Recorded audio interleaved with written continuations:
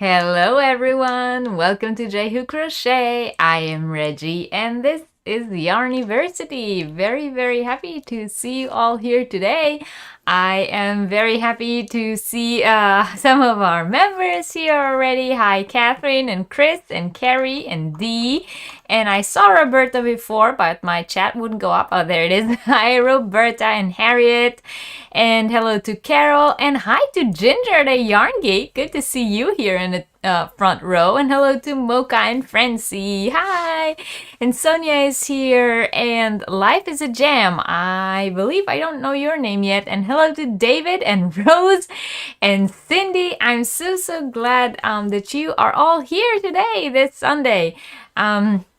So hi, good evening from Germany. For those of you who do not know, I am Reggie. chain-spun Crochet is my channel.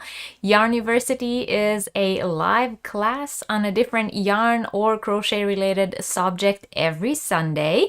And we typically have a different subject every Sunday, but after a year and 3 months of Yarniversity, I thought that it is time to do one of these you asked, I answer kind of Yarniversities, because I am getting an abundance of email from you viewers each and every week with different questions. Some of them repeat themselves very often, so I thought I would do this like frequently asked questions kind of Yarniversity, where I will just answer questions from different subjects that have been sent to me. Maybe there are more of you here who have been, dealing with the same questions, thinking the same things, and we can do also sort of like a hive mind where, I will answer the questions, you guys will answer your answers, and we can all learn from each other a little bit.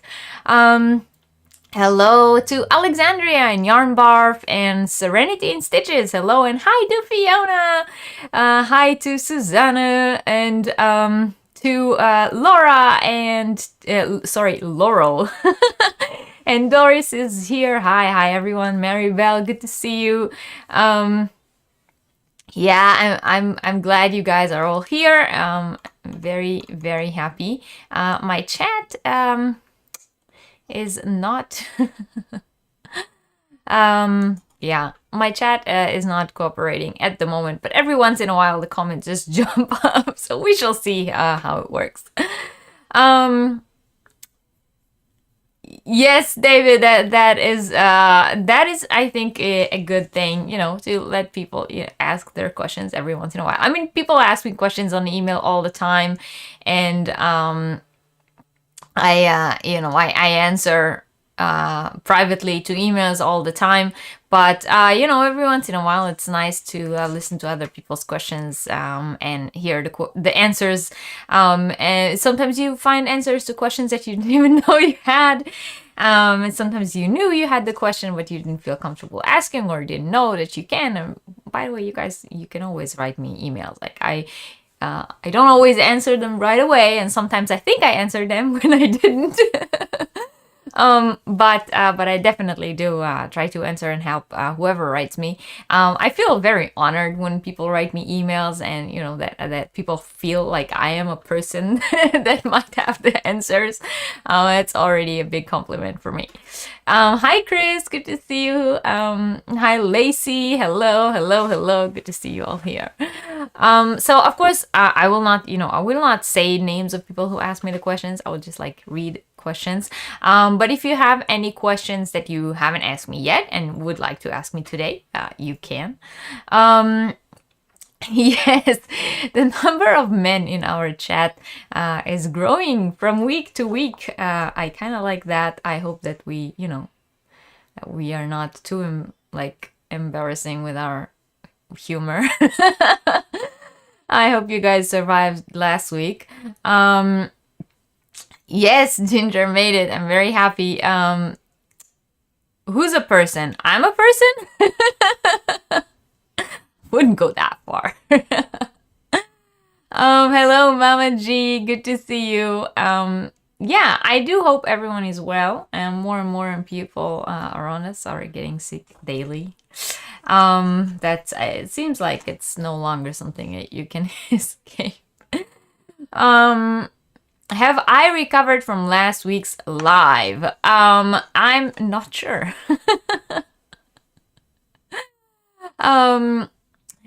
Well, last week's live was a lot of fun. I know I had a lot of fun. Catherine had a lot of fun. Catherine did make it home safe. You guys can see she's here in the chat, so she does, still exist. We had, we had a lot of fun here. I hope you guys had a lot of fun. I mean, there were quite a lot of very fun comments on last week's live, during the live, and then after the live on the video. I do realize that it wasn't for everyone, and that is fine. That is totally fine by me. You guys know that I never set out to have everyone like me. It's one of the first things I tell new YouTubers or people who are new to YouTube or starting their own channel. Like, there's no way that everyone's gonna like you. But that is totally fine with me, and whoever did not enjoy last week's live, nobody made you watch. Hi Angela, the crazy puppy lady, good to see you. Yes, it was very funny. I mean, I know I had a lot of fun, and it made me feel very, very good that the comments on last week's live, the post live comments, were mainly from people who were saying that they enjoyed the good laugh. They really needed that. They're having not the best time right now, and that sitting and laughing helped them a lot. So I think we did our thing. Lacey, you love questions. You answer questions for a living. Yes, I'm so glad that you guys all had a good laugh.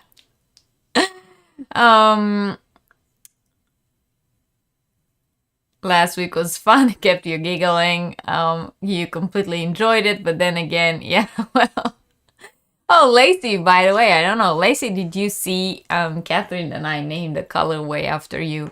I had the picture of the first batch of our hand-dyed yarns from last week's dye session. I posted a picture of the first ones on the Facebook group with the names of the colorways. The second batch is finally all dried and washed and done too, so I will post a picture of that as well soon. Yes, I'm very happy that we could cheer people up. David, if you have like 3 hours free in your day, you should definitely go back and watch it. You shared it with your daughter. I'm glad she enjoyed it. Yes. If people were offended, yeah, exactly. If you get offended, yeah, I mean, there's nothing I can do. I warned everyone in advance. Thank you, Catherine. I try. Yeah, so Catherine and I said we're gonna try for our, new yarn dyeing venture to get together once a month and do a dye session. And I hope that every time we do a dye session together, we can do some kind of live together. Not necessarily Yarniversity and maybe not necessarily like last week, but something. Yes, Lacey, you should go back to the group and look at the picture where I posted the yarns. You love this. This is my Zorzora shawl. There is no tutorial, but there's a pattern available on my Etsy shop. There's no video tutorial, but there's a written pattern that also has a chart in it. So it's a written pattern and chart form. And it's called the Zorzora shawl, and it's on my Etsy shop. I'm glad you guys all enjoyed it. Oh, David.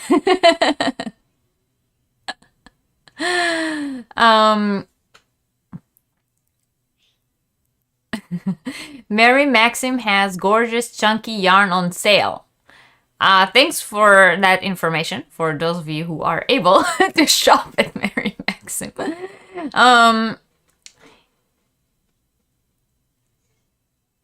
Yes, I would host, any of you who are in the area. I would love to host you guys for a lot. No, we cannot be trusted. I think, even my husband was like, what is going on here? This weekend is weird. I feel like I don't belong. All right, Linda, have a nice dinner. Thank you for dropping by, and thank you for the like. If you guys haven't yet, please don't forget to hit the thumbs up. And if you're not yet subscribed to the channel, subscribe down below. And if you want to join the very special membership program, the little join button next to the subscribe button will tell you everything you need to know about that. We have a very, very nice, very, very warm group of members, and we have a lot of fun together. You would be interested to know that yarn. The yarn that I use for this Zorzora shawl is from Hypnotic Yarns. Oh my god, I should drop their link, but I can't. Maybe Catherine can. I'm pretty sure it's hypnoticyarn.com. And she is an awesome yarn dyer. She's the one who does Yarnable. So if you guys remember when I told you guys about the Yarnable subscription box, that is from her, from Hypnotic Yarn. And that is one of her one-of-a-kind colorways that she did last year. She does new colorways on her shop every few months, but every once in a while she has a one-of-a-kind set. So she would put like 6 or 7 colorways that are one-of-a-kind, and I got all 5 of them last year when she posted them. So that was one of them.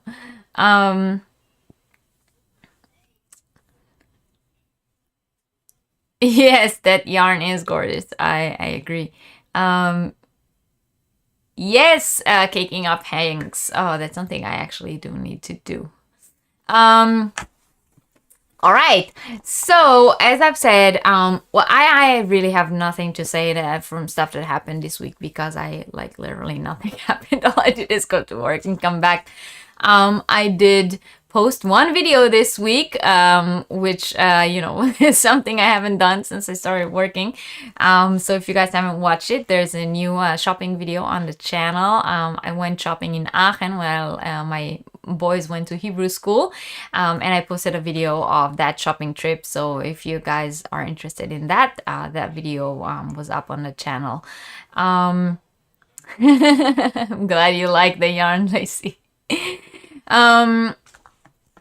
And yeah, aside from that, really nothing happened. So I think, we can start with our Q&A for today. I have a few questions that, are frequently asked questions that I get in my emails, that I'm going to read out and answer. And you guys, can also give your answer and advice if you have any. But I will also take, questions from the crowd. So if you have, questions that you would like to ask me, you can ask them in the chat. And if I missed them, it's not because I'm ignoring you. You guys know I'm not very good with keeping up with the chat. So if I missed your question, then you can just write it again. Got some gorgeous hand-dyed yarn in the mail, says David. Oh, I love hand-dyed yarn. Oh, I'm sorry, Catherine. We do have Lacey here too, and I mean we have other mods here. If one of the mods, because that's thank you, Catherine. Hi, Kim. Hello, welcome in. I'm glad you guys loved the shopping trip video. Spot the similar yarn. Yes, that I can do a Yarniversity about that. How to spot similar yarns. My Z-Man has better yarns than yours. that Z-Man was really well stocked, I gotta say. Yeah, but if you guys were here last week and you saw what last week's giveaway was and you didn't yet, go back and comment on last week's video to enter into the giveaway. You have until the end of today's Yarniversity, and at the end of today's Yarniversity, I will choose the winner. Okay, thank you, Lacey. Yeah, so next time I need a link dropped, I will ask Lacey, because Catherine is on her phone and she will have to go back and out and everything. So yeah. Oh, by the way, my admins here, we have Catherine from Cat's Eye Catchers. She was here with me last week. If you're not yet subscribed to her channel, then you should totally go and grab her. She is having a live every second Wednesday of the month called Cocktails and Crafts. So we're gonna be on her channel, not this coming Wednesday, but the next one. And Lacey, she just started her channel called Crochet Libra. And Lacey, I think that you might want to consider starting interacting on other channels through your own channel, so that people can grab you right away. And Alice from Crafty Chats Cafe, I haven't seen her yet here, but she will come in.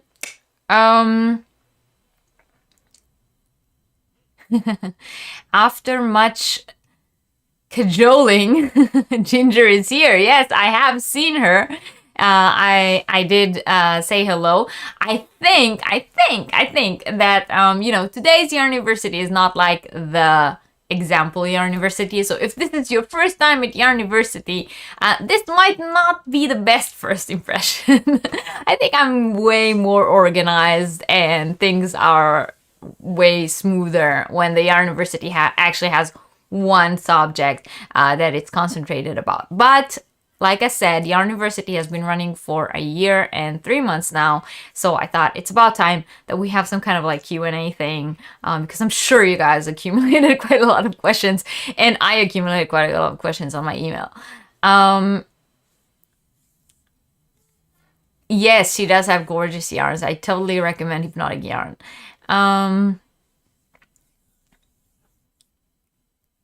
You're buying yarn, Lacey. Yes, Cocktails and Crafts. Actually, each one of Catherine's Cocktails and Crafts live, she is drinking a cocktail, and the recipe for the cocktail is in the description box, so you can make it and drink along. It's totally my style.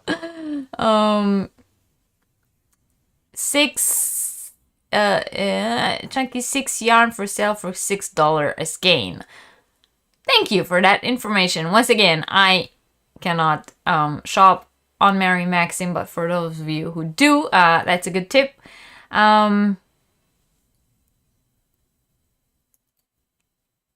All right, Lacey. Yeah, you consider that.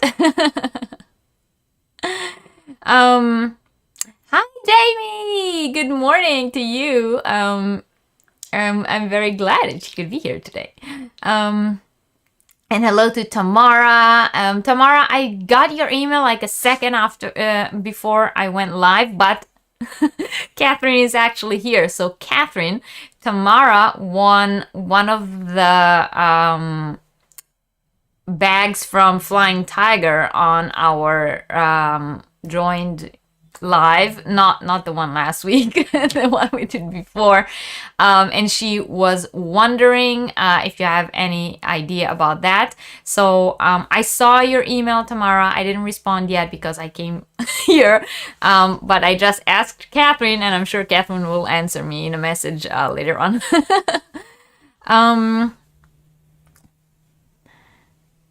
Yes, Lacey, since you are a mod now, maybe you can drop your own link in the chat for people who want to grab your channel. Hello to Carrot Boo. Hi, good to see you. Yes, David, you do conversations with men. Yeah, I know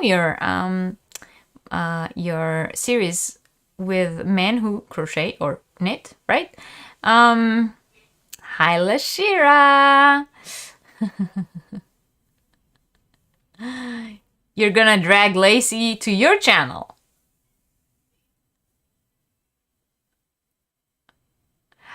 I had a very weird, like, I had a very weird vision for a second of Lacey doing drag. While reading that comment. I'm sorry.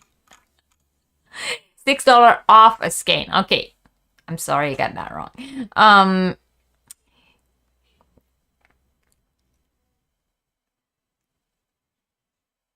The Olympics in Beijing are next week. Do you think the athletes will be wearing knitted or crocheted clothes? I have heard, or at least I think it was Kim from Affordably Crafty who mentioned that they are going to get crochet or knitted flower bouquets for the Olympics. So there's that.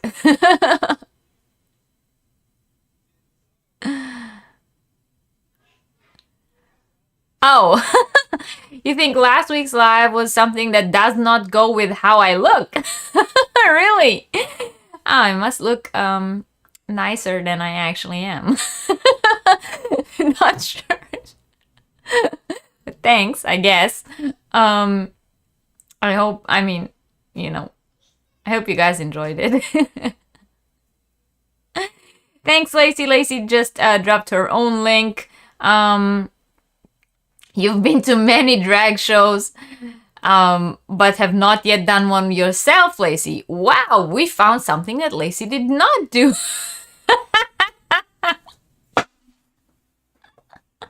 But it sounds like something Lacey would have done, right?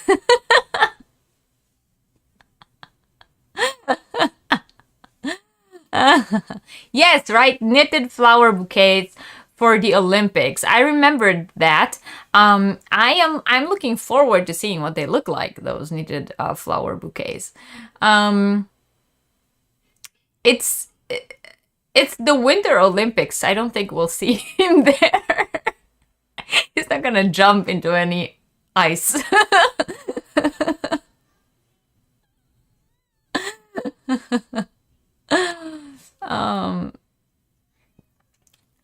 I'm so glad you guys enjoyed it. Okay, so on to today's Yarniversity. Like I said, it's not gonna be a typical Yarniversity, and I'm totally fine with that. And we're probably not gonna have as many people here as normally, and I'm totally fine with that too. But if you are here and you are watching, please don't forget to give this video a thumbs up. And if you're not yet subscribed, please subscribe down below. If you are watching this live, then you can communicate with us in the chat. If you are watching this on replay, you cannot communicate in the chat, but you need to be aware that you are watching a replay of a live stream. So I am commenting and talking to people who were here during the live. If you're watching this on replay and you don't want the in-between chit chat, the perk that you have is that you can always skip ahead in the video because you're actually watching a replay of a live. If you're not sure if you're watching this live or on replay, all you gotta do is look at the top of the chat screen. If it says live chat or top chat, then you are with us here live. Hi. And if it says live chat or top chat replay, then you're watching the replay and you're not actually here live with us.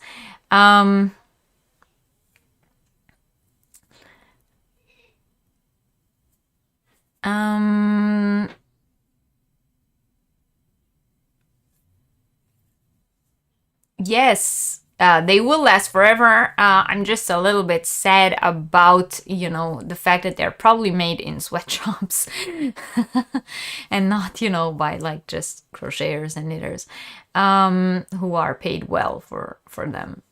Um,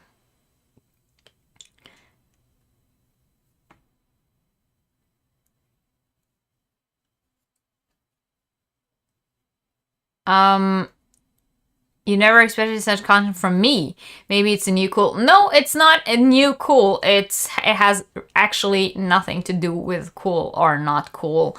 And like I said last week, sometimes, we do content that is not for everyone. And in that case, I don't expect people who don't like it to watch, and that is fine. I don't think that we should all be alike and like the same things in everything in life. Some of us, react differently to different things, and that is just fine. If someone was offended by me doing that kind of video, then the only thing I can say is I don't set out to offend anyone. I set out to put on content on my channel that I think people will enjoy. Not everyone will enjoy it because not everyone enjoys the same things. So as I've said, it has nothing to do with being cool or thinking something is cool or not cool. If you found it funny, I'm glad. If you found it not funny, that's fine too. Like, I have no problem with that, and I hope that you guys don't have problem with me because of it. If you do, then you might want to rethink how you view other people. I think we all are entitled to being ourselves, and not everybody has to like or dislike us,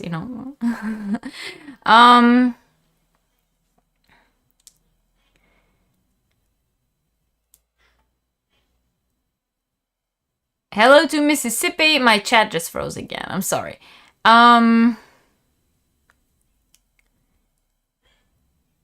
Explain the timey-wimey stuff again? What timey-wimey stuff?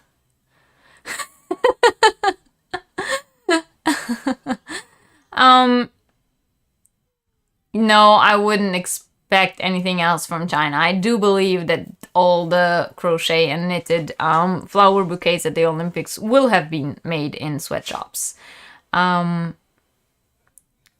was the content of last week's Yarniversity? Last week's Yarniversity was a what the F crochet items that made you go what the F. And there was quite a lot of language in there. Last week's recap: 1 put on pull up, 2 watch the whole replay, and 3 laugh. Yes.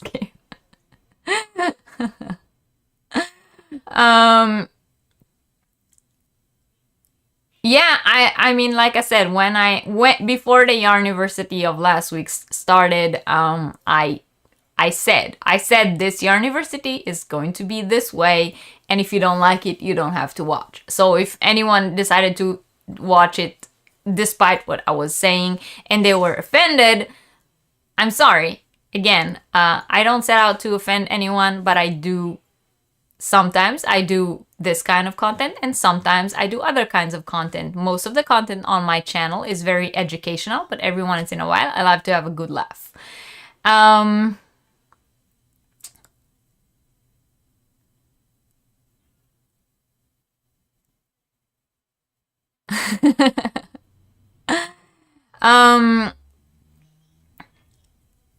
Exactly. Not everyone has to like everyone, and I agree with that.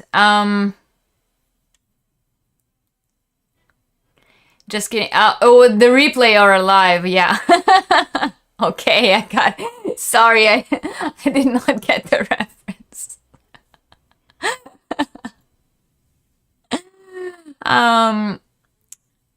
Okay, so now it's really time to start. So today is as I've said, today's Yarniversity is not like an example of a normal Yarniversity. So if you're here for the first time and this is like an I'm sorry, it's not normally like that. Usually I have a very clear subject. We talk about the subject. I educate people about crochet and yarn, and I give a lot of informative, information. Useful information, things that can help you in your craft, things that can enrich your mind. But over the course of the last year and almost a half, I have accumulated a lot of questions from viewers that come following Yarniversity. So, I here and there, I need to, gather them all, answer them all at once. Maybe some people here in the chat have been dealing with the same questions. So, I'm here to share the knowledge. So what I did was I gathered the most frequently asked questions, things that I get asked the most, and I'm going to answer them. And hopefully, the answers will help some of you guys here. And if you guys here in the chat have questions that you would like to ask, you can also ask them right now, and I will be able to answer them. If you wrote a question in the chat and I missed it, I'm not ignoring you on purpose. I'm really bad with, reading while talking. So if I missed your question, you can just write it again. Thank you. I'm glad you think I'm sweet.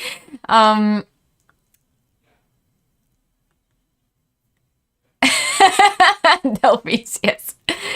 How many naughty crochet Instagram accounts, hashtags do you follow? Me? just write all the dirty words with the hashtag next to them and add crochet.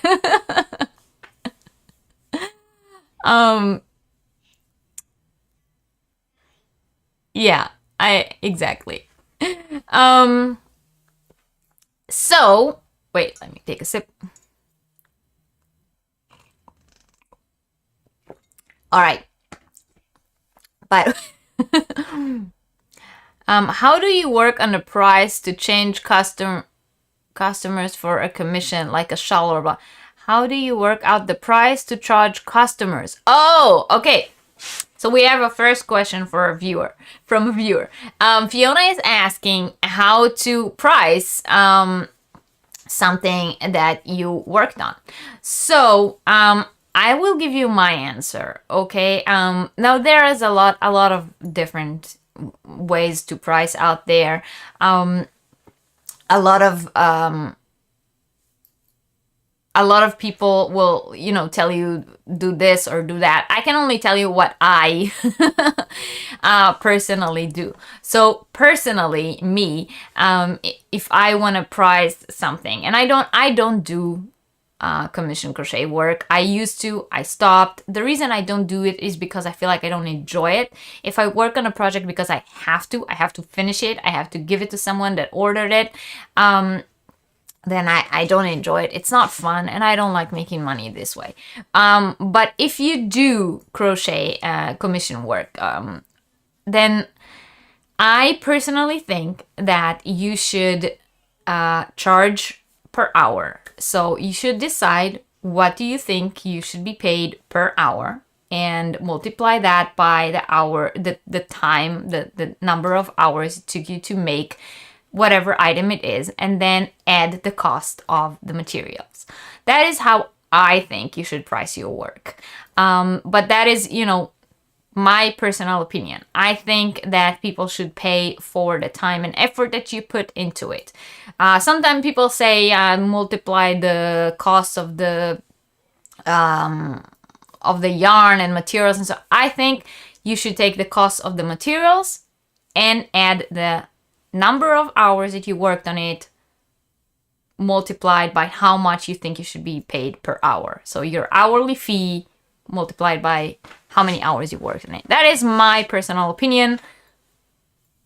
But again, anyone, naughty Instagram accounts. Yes.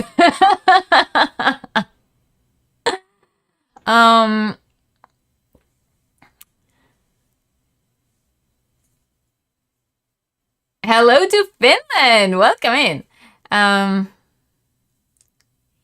Yes, behind the camera is a lot of mess. Catherine was here last week. She can attest to that. Anything on the other side of the camera is my mess.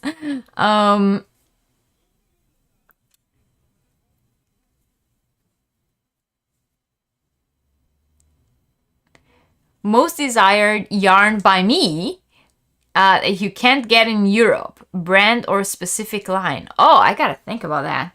Um, um,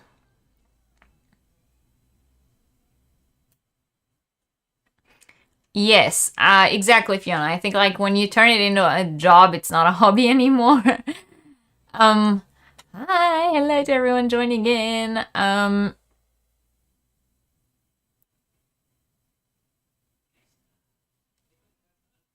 It's a fraction of your max. Yeah. So yeah, my yarn room is pretty much like this is the presentable side of it, and the other side of it is like boxes and stuff falling out of boxes and a lot of mess. um Hey Catherine, hello. Little Vicious Stitches is here. Welcome in. I hope you're doing well.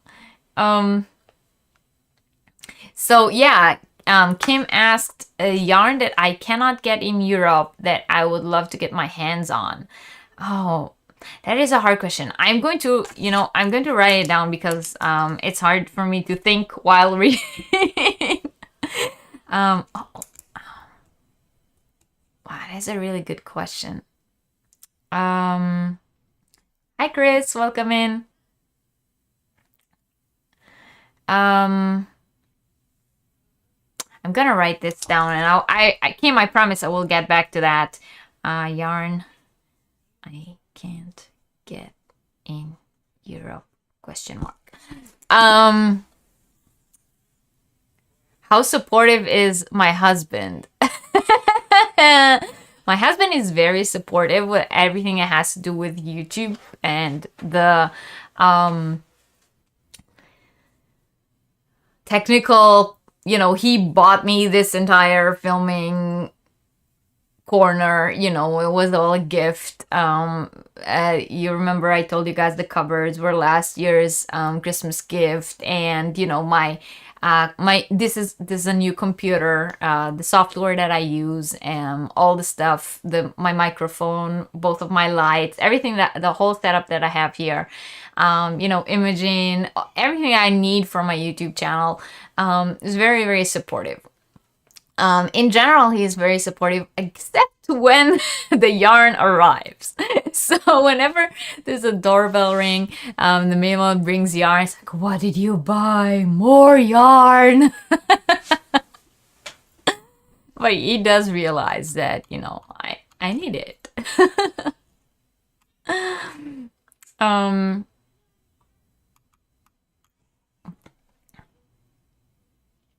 Your talents are not the same as those of word processor. I agree, David. I do think that you should know your worth and charge accordingly. You was told to charge 2.5 to 3 times the cost of the materials and maybe add some of your time in. Why maybe? Like, if you only charge 2.5 or 3 times the cost of the material, you're not getting paid for all the time that you're putting into it. And then, so that's pennies. Is that really what you want to earn for your hard work? Hi, Steve.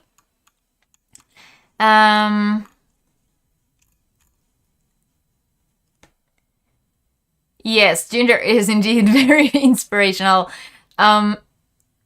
For crochet, hourly rates on large projects is impossible.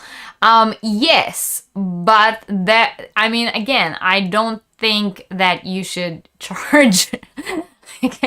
Again, I wouldn't crochet a blanket and sell it, because I think it's like no one will buy what I would want to charge for it, and I wouldn't want to sell it for pennies.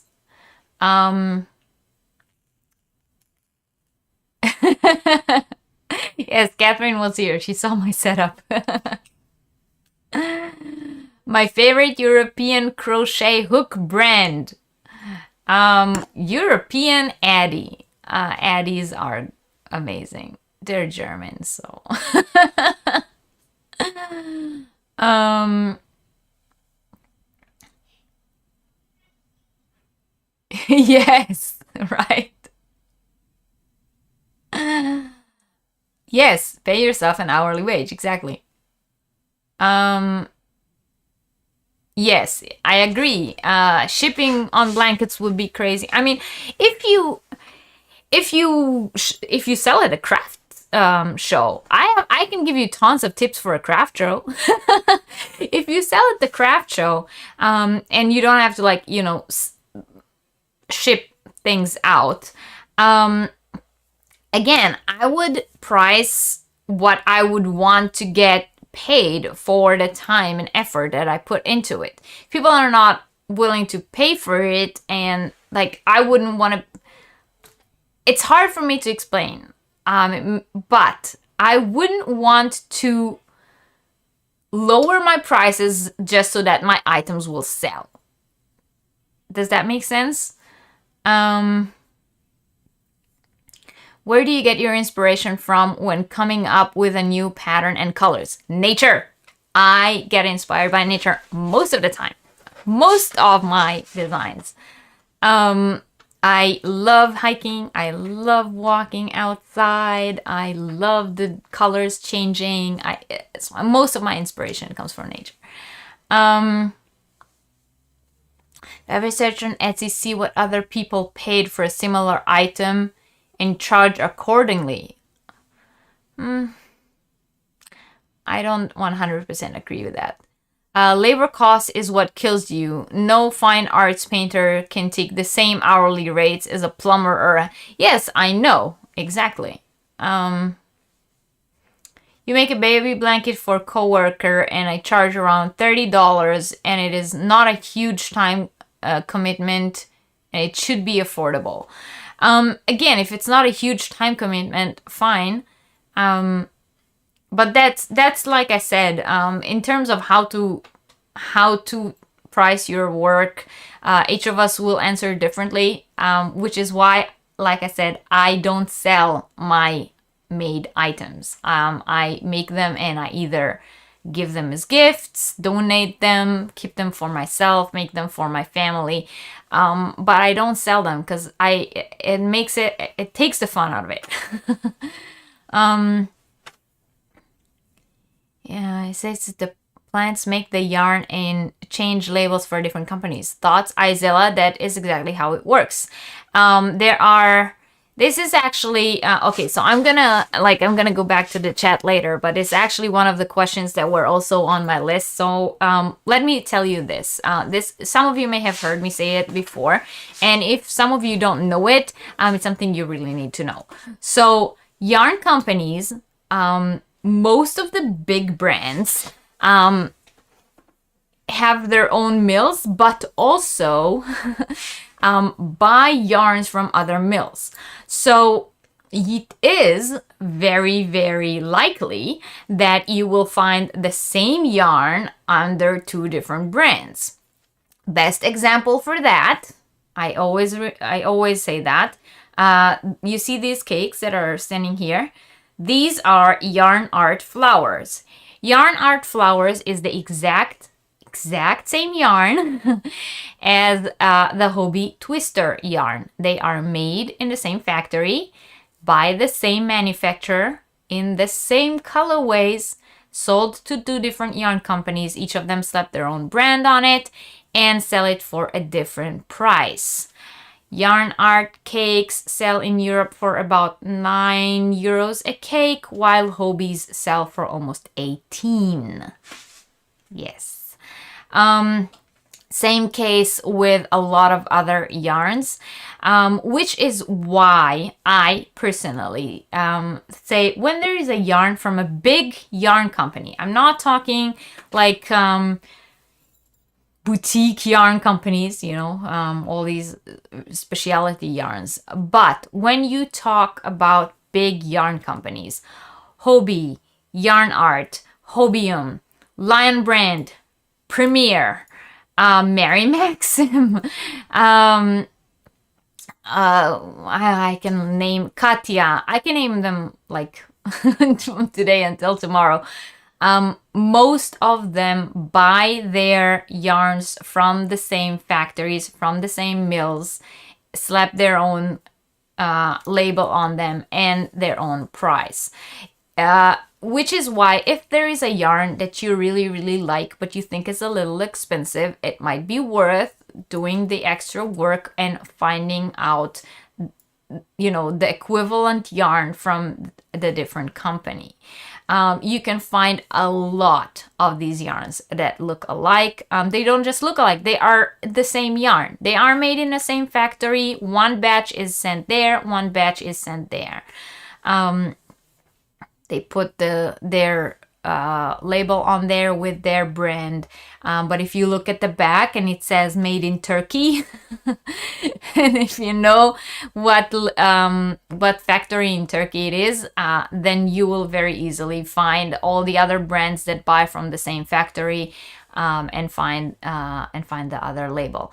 Another very good example is Judy, I hope Judy is still here. Judy and Doris sent me the retweed from Lion Brand, which I kept seeing on other people's channels, and I said I don't have a way to get it here, and they were very, very nice, and they sent it over to me. After getting it, upon receiving it, I was very happy with it, and I started working with it. And then a few days later, I went on the Hobium website, which Hobium, for those of you who do not know, they are not Hobby. Hobby is one thing, Hobium is another. Hobium are based in Turkey.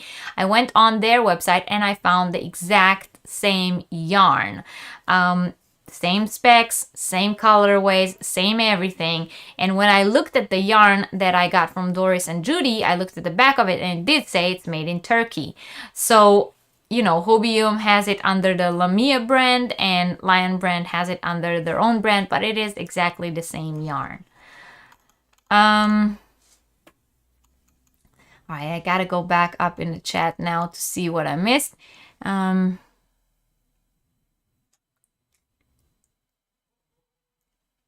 Cynthia, I'm very happy you like the channels. What is the most popular German value brand yarn? I think it's Schachenmeier. I'm pretty sure Schachenmeier would be like the go-to yarn brand here in Germany. Why are people sitting in sweatshops? Because the Western world is not willing to pay the lay. Exactly. I agree. You love the Adi Tunisian hooks? Yeah, I love Adi hooks. They are, well, it's German quality.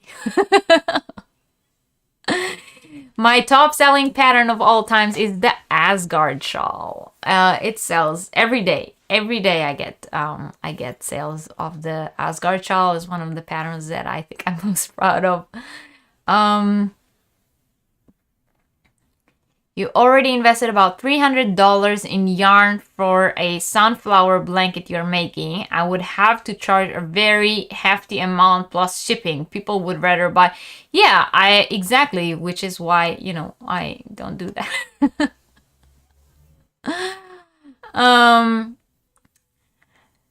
There's definitely more profit to be made in selling patterns. That is the discussion that can be a whole Yarniversity, you know? Sell your stuff or sell your patterns. How many hours for a typical deep dive Yarniversity class takes? Oh, Kim. There have been Yarniversities that took months to prepare. Months. There are Yarniversities that I started research last year, dove into all kinds of subjects,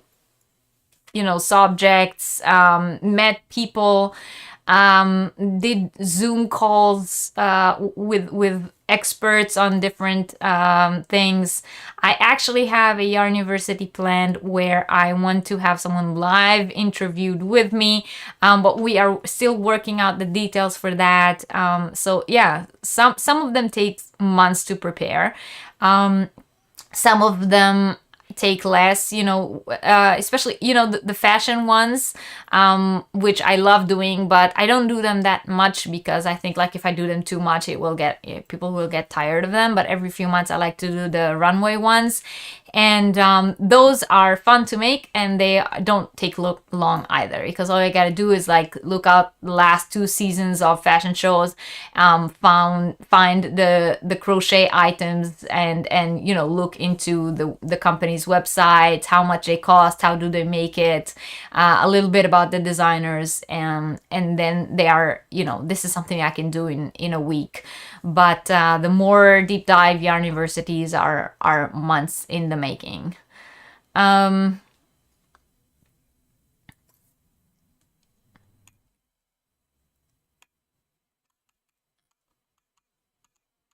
my god, my chat is how many yarn favorites do you really think there factories? Yes, there are quite a lot actually, but they all make, yeah, they sell to the same company. My most wished or luxury yarn fiber to wear, I would love to try anything off of the most rare fibers Yarniversity. Anything that was on that list, I would love to have. I actually have some camel yarn, which I'm very happy with, but I would love to try vicuña, but it's like 200 euros for a 50-gram ball. That's not something I would pay.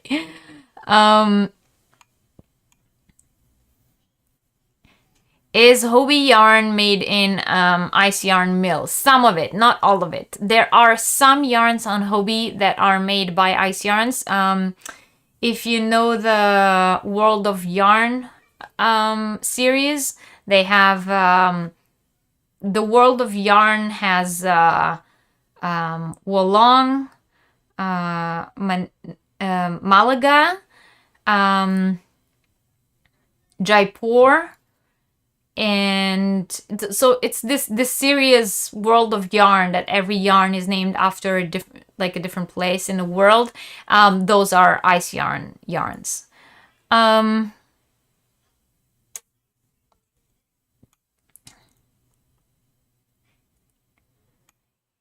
Yeah, that is true. A lot of people don't know that, and I think it's something you really need to know. You can save a lot of money when you know that you're buying the same yarn and you don't want to pay for the label. I mean, I love Hobie yarn, but I stopped buying Twister after I found Yarn Art. I just I love the yarn itself, but Hobie charges almost triple the price for it. Does value brand means low cost and high quality? Does value brand mean low cost or high quality? Because Schachenmeier through value for money is pricey. Yeah, Schachenmeier is a little pricey, but I think it's like the most popular one.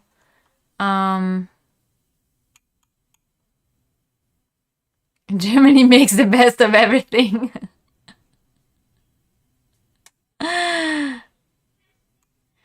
I have not done a hairpin lace crochet episode yet.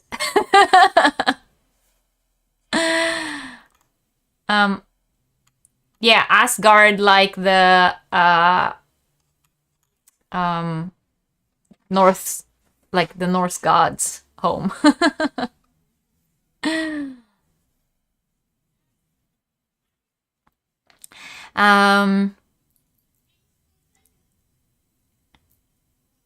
Yes, Cynthia, this is the Zerzora shawl, and the pattern for this is on my Etsy shop. Yuck, yuck, yuck, yuck, yuck. Do you do any other types of fiber arts? Yes, I am a knitter first. It is funny, maybe, that my channel is a crochet channel, but I actually started out as a knitter. I learned to knit years before I learned to crochet. I actually found crochet to be very, very intimidating. I only started crocheting about 10 years ago, shortly after I got married. But until then, I was a knitter. I'm still a knitter. You would love to touch Kivit. Yes, I would love to try that too if Jamie is still here, actually. Jamie Naughty. Did you end up getting that yarn and how was it? My favorite wine brand, whatever is on sale. But my favorite yarn, favorite wine, sorry. Favorite wine brand is whatever is on sale, like I said. But my favorite wine to drink is Gewürztraminer. It's white wine, which is just delicious. Thank you. Germany makes the best of everything. Yes. We were just talking about the public transport the other week when I showed you guys the scarf of the lady that, you know, that did a different color every time the train was late.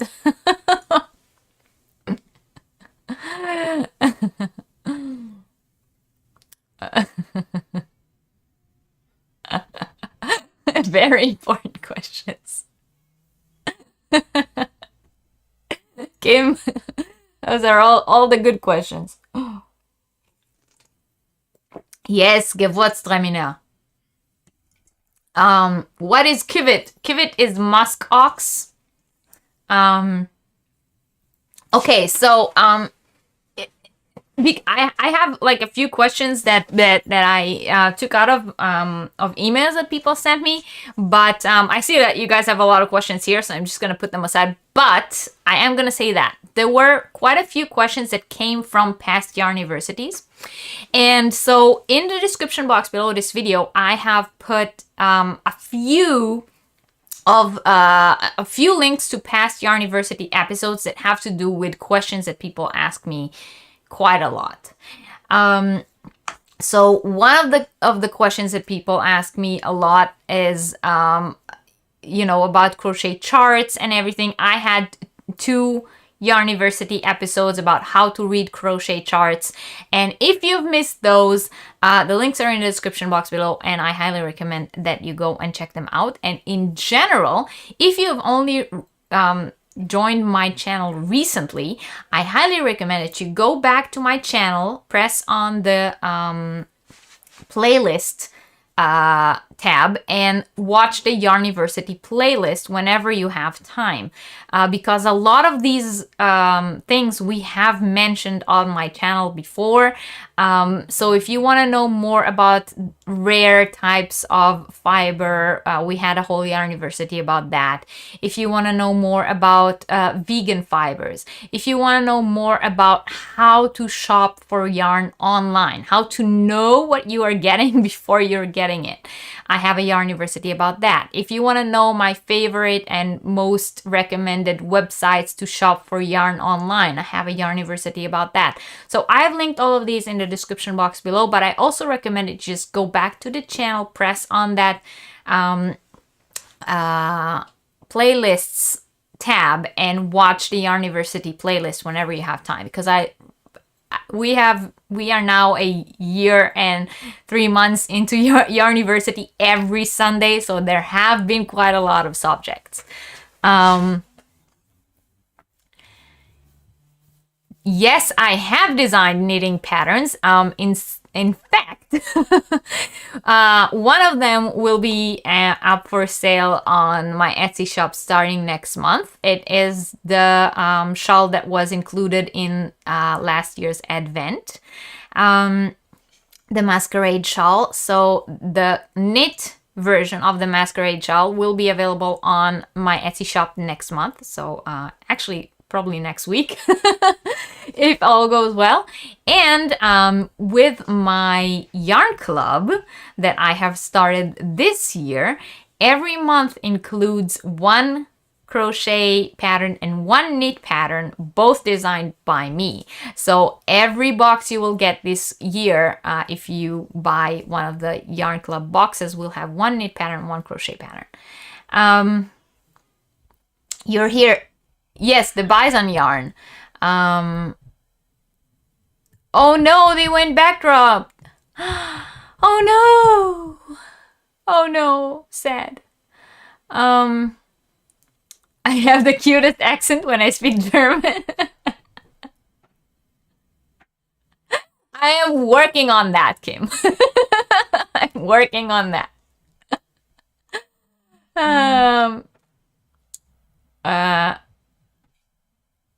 My grandmother is the only one who crochets and knits in my family, and she is the one who taught me.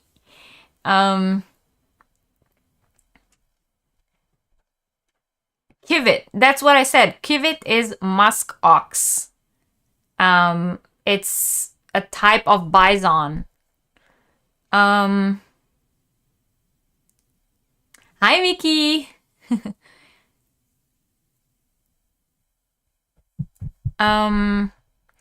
You can read crochet charts all day long, but you haven't found a good app or program. There isn't any. Solve the problem. There isn't any.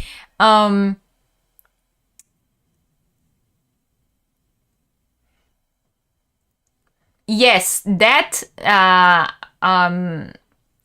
if you want to draw them by hand, Kim is correct. If you want to draw them by hand, there is this really cool stencil that I told you guys about, but an app or a program, there isn't one. There's just not. How do I keep up coming with topics for Yarniversity? I am a nerd. That's the best answer I can give you.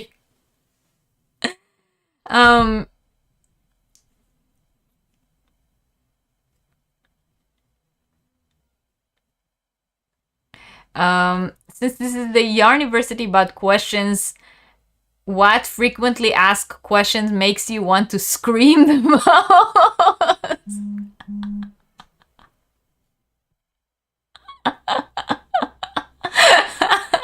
It's a good question.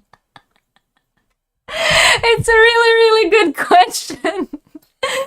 Oh, what question that people ask make me want to scream out the most? I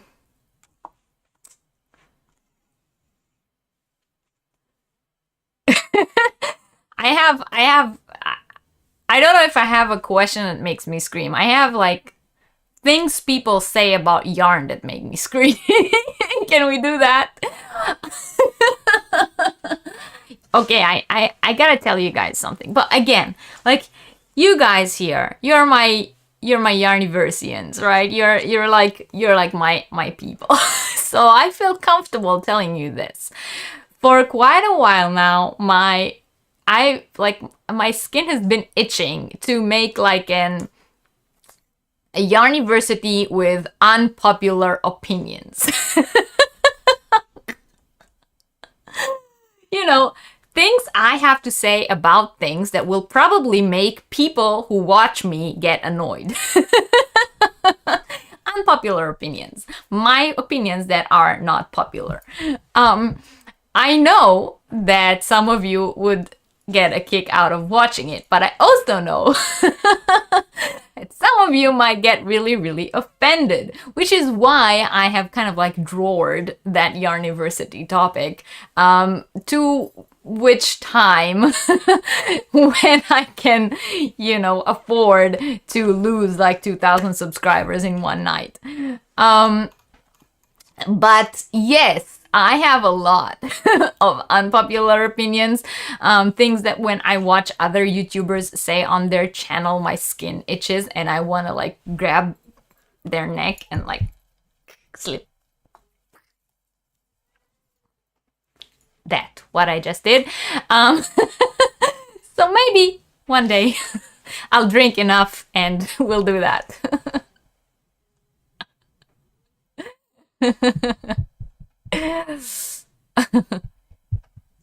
Oh, Sally, I'm so glad you liked your mystery box. I'm so happy. You have more ideas for video topics that you could probably film. I know, exactly. That's it's the same with me.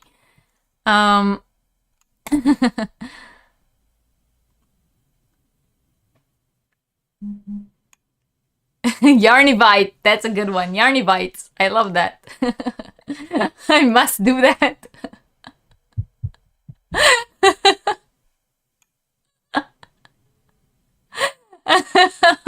See, looks like a lot of people. Yarnbar, I think she meant that the farm where she wanted to buy the bison yarn went bankrupt. That's what Jamie said. Right? I think so. I think that topic is like social suicide because people will like. I mean, I'm not in the online crochet community. I know I'm aware of the fact that I'm not a very liked person, so it's not like this, it's not news to me. But doing a Yarniversity with all my unpopular opinions might just like really kick me all the way down the list.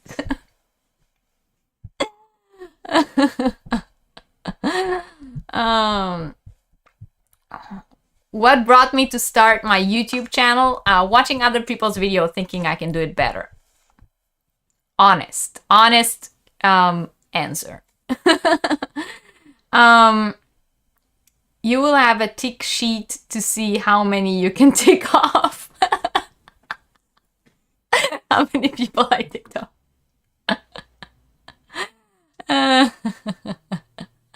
Mocha's rants are famous.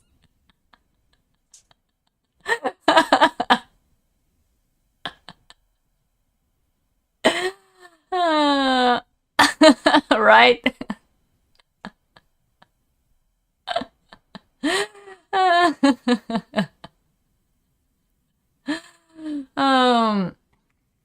You have unpopular opinions all the time.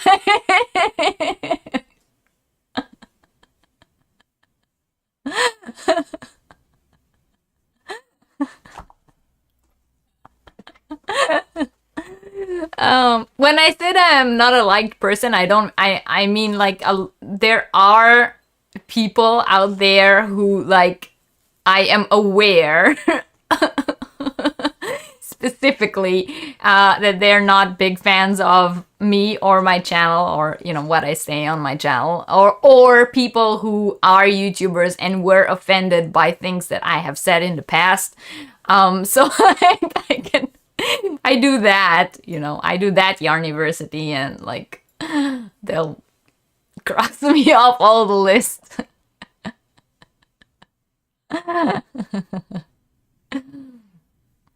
Right? Exactly, Kim. I agree. There's a program on Etsy. It costs $29 for designing mosaic pattern. So specifically for mosaic. That's interesting. That's okay, Mocha.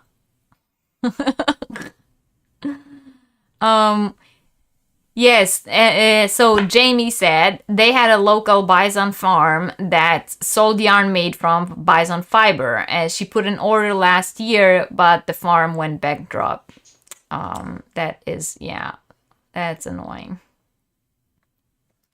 But yeah, you know, I am more than happy and more than thankful that all of you guys, you know, find my odds bits entertaining. So something else that I put down in the description box below, by the way, are some recommendations for, you know, websites to get different yarns, and books that crochet books that I like and recommend. They were, you know, answers to some of the questions that I had prepared, but since people in the chat are asking questions live, I think it might be easier to answer the people in the chat. But I do ask that you all, in your, you know, free time, check out the description box below. There are some really good recommendations down there, to websites where you can buy yarn, to different books that you should check out. and to some past Yarniversity episodes that if you haven't watched, you should probably watch.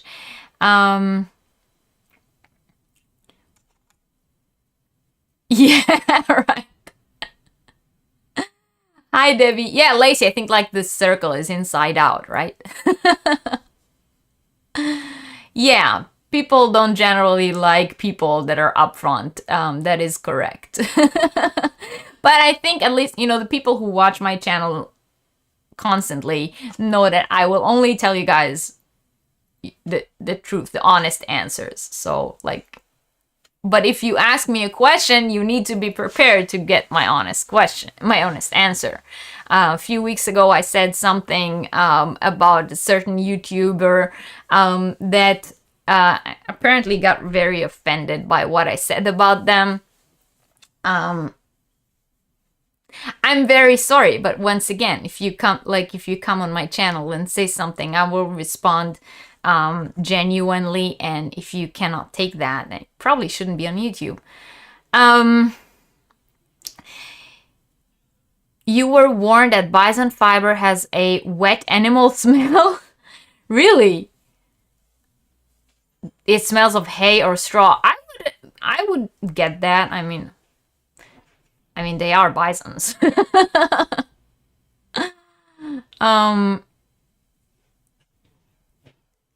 That's a good warning, Lacey.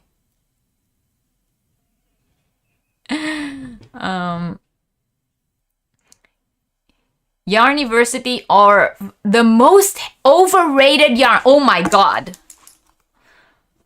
This is going on the list. The most overrated yarns. Yes. Oh, I already have a few in mind. That is a good subject. Yes, I agree. Be you. Fiona is saying, is there a book out there that shows us the stitch count for all the different stitches? This would help me to design wearables and shawls.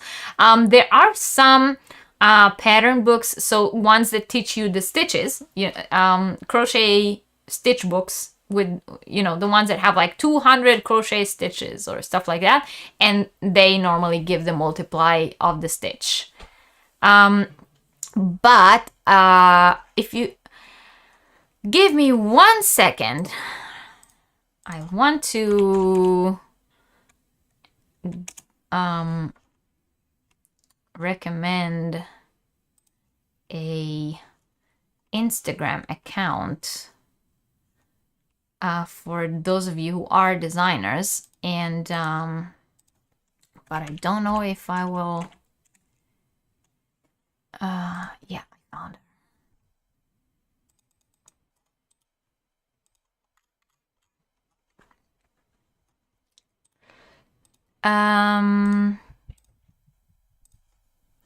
All right, I'm dropping a link to an Instagram account in the chat, and that if you are a crochet designer or you have aspirations to design crochet clothes, go check it out. She gives a lot of stitches and the stitch counts. Is today Debbie's birthday? Happy birthday, Debbie! Cheers! Happy birthday to you, happy birthday to you, happy birthday, dear Debbie, happy birthday to you. Zum Geburtstag viel Glück, zum Geburtstag viel Glück, zum Geburtstag alles Gute, zum Geburtstag viel Glück. Mwah. Happy birthday, Debbie! Debbie is one of our top students, members circle, and she's a wonderful, wonderful friend and a great pattern tester too.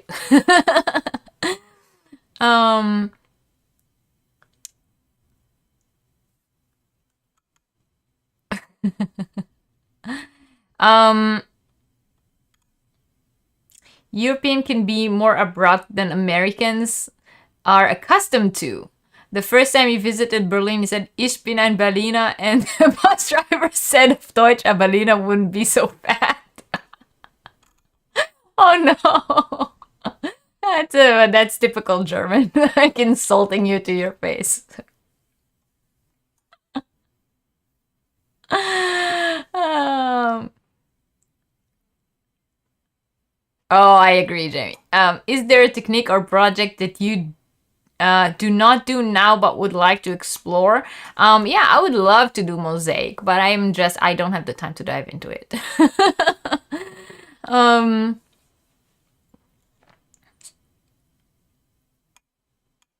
Oh, I have a lot of feelings about overrated yarns. Your sister had her llama sheared. Ooh, made a blanket and there was a little pieces of hay in it. Oh, that's so cute. Bison burgers. Oh no. um. Thank you, Serenity in Stitches. That is a good recommendation. Hi to everyone. Welcome in, and yes, happy birthday, happy birthday. My Instagram handler? I put the Instagram handler in the chat a second ago. How many Yarniversities were done drunk? You mean on camera? All of them. No, most of them. What brand of acid dyes did you use for your yarns? We actually didn't use acid dyes. We used three different kinds. We used food coloring, we used tie-dye, and Catherine, help me.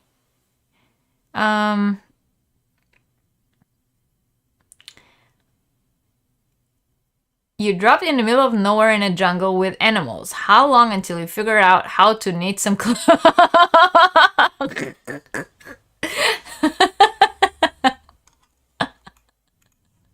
It's a good one.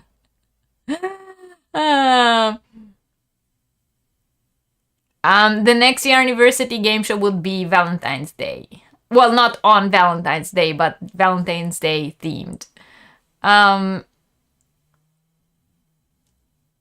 Yeah, I agree. I don't like mandala cakes and I don't like Karen cakes. Don't kill me.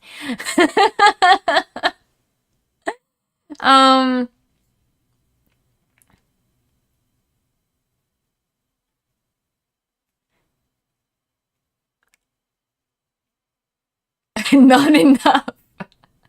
Most annoying thing about yarn, mislabeled yarn weights. Not all 7 weights are even close. They should be high. Yeah, mislabeled yarn weights. I did talk about that one time when I explained that there is no like one universal way to measure the weight of yarn. So in the world of yarn, the yarny community to date have not, had this like conference of let's all decide what yarns are allowed to be labeled this weight and so on. And so pretty much every company has the ability to size their yarns however they want, which is why most of the yarns are, I wouldn't say labeled incorrectly, but I would say there is quite a discrepancy between what a 4 weight in one company is and what a 4 weight in another company is. And so yeah, the reason for that is that we need to have like the yarny community congress and decide and vote on that. Only 2, right? Okay, sorry. Yes, Judy is another very, very good pattern tester.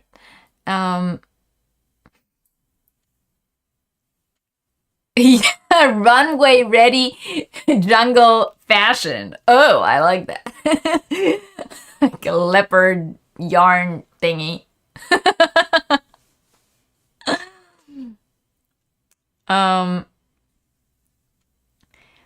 Oh, Valentine's your birthday! Ooh, mocha! We will celebrate with a lot of yarn and wine. The only way I know how. Um,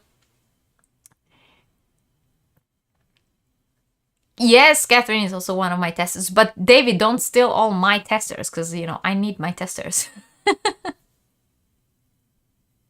Yes, mocha, exactly. Um, Yeah, exactly. I do what Catherine does. I look at grams, meters per grams, and then I know what sort of yarn it is.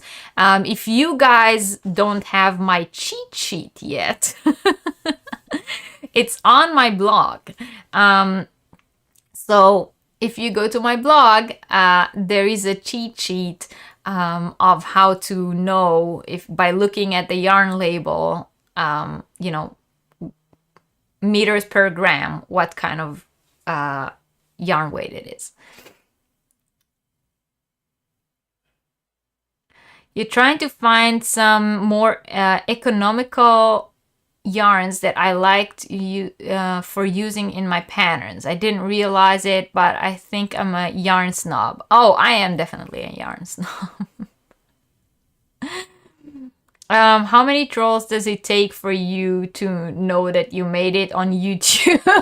It's not the trolls, it's the thumbs down and the haters. Once you have haters, you have made it on YouTube.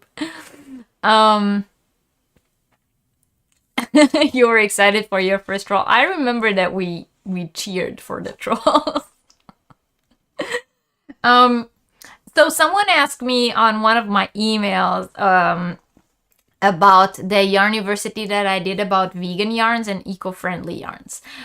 So I recently made a purchase and I wanted to, like, I didn't do a video about this, and there probably won't be a video about this because I really don't have a lot of time to film lately, you know, since I started working. But I did want to show you, I got quite a few of yarns from this company. It's called BC Garn. It's a Danish company based in Denmark. BC Garn. And all of their yarns, do you see that little symbol down here? So all of their yarns are eco-friendly. They are all organic and certified by the European standards. And I got quite a few of them. They are, so this one is called Bio Balance, 55% pure organic wool and 45% pure organic cotton. So as you can see, it's all, you know, organic yarn. And then I got this type. This is their baby alpaca. It's a 100% baby alpaca, of course, mucin free and all. So for those of you who asked me in emails about companies that I recommend to go for eco-friendly, you know, certified, high quality, low impact on the environment yarns, I highly recommend that you go and check out BC Garn. You can get their yarns on Rito if you are in Europe. If you're in Europe, I highly recommend that you order at Rito. The link is in the description box below. And if you are not in Europe, you can order them through Lovecraft. And that link is in the description box below as well. And really, really, really only good things to say about this yarn company. Hi, Alice. Welcome in. Oh, Alice, I hope you'll feel better soon or get well soon.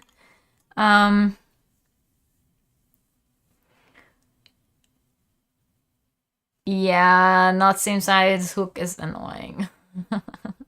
Right? Job eats up your crochet time. I totally agree. Hi, Terry.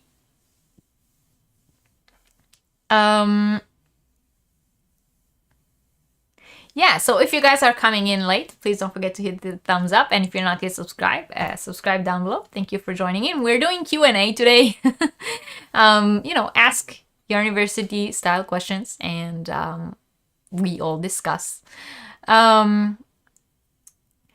Yes, Amanda, you love BC Garn too.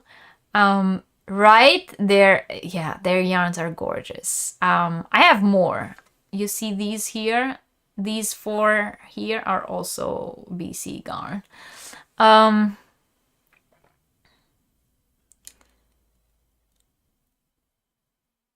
right, I see. Don't kill yourself.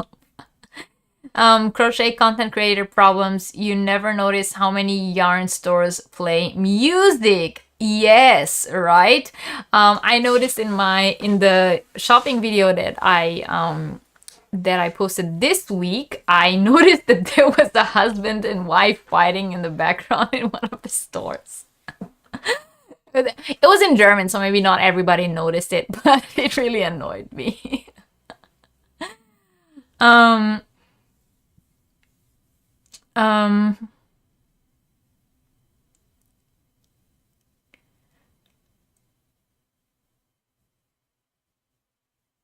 all right. So, hi, Mayor. Welcome in. So the BC Garn is something I wanted to mention, and like I said, for those of you who are interested, eco-friendly, bio-friendly, low-impact manufacturer, mucin-free BC Garn. Check them out. They're a Danish company, very, very high-quality yarn. And another question that I get asked a lot is people say I mention on a lot of my videos that it's chain spun and therefore very soft, and people ask me why is chain spun softer. So I have a few chain spun yarns. So first of all, for those of you who do not know what chain spun is, it's when the yarn looks like a chain tube. Do you see that? So what they do is, instead of having like a few strands of yarn plied together, the yarn is piled in a chain. So it's sort of like it has sort of like a tube shape, and it looks like a chain. That's why it's called chain spun. Why is it softer? The reason it's softer is because of the structure. So because the structure is this like chain tube, there's a lot of space, air in the yarn. A lot of companies actually call their chain spun cakes air, something with air, airy fluff. And the reason is because there's this space in between the fiber, but they are still held together, and therefore they are very, very soft and bouncy. They give beautiful results, very, very soft results. That's another one. This yarn is a Rito yarn. I have a yarn review on this one on my channel. This is the Infinity Hearts Anemone.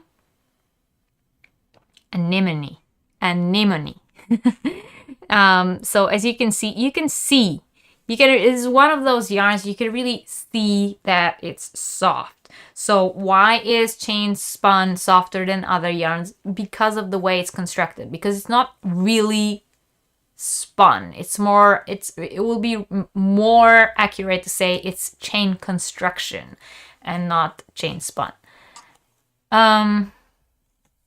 You do a voiceover to avoid the people fighting in the background. You're guessing chain spun is soft because the air. Yeah, exactly, because of the air trap. Exactly. Correct, Alice.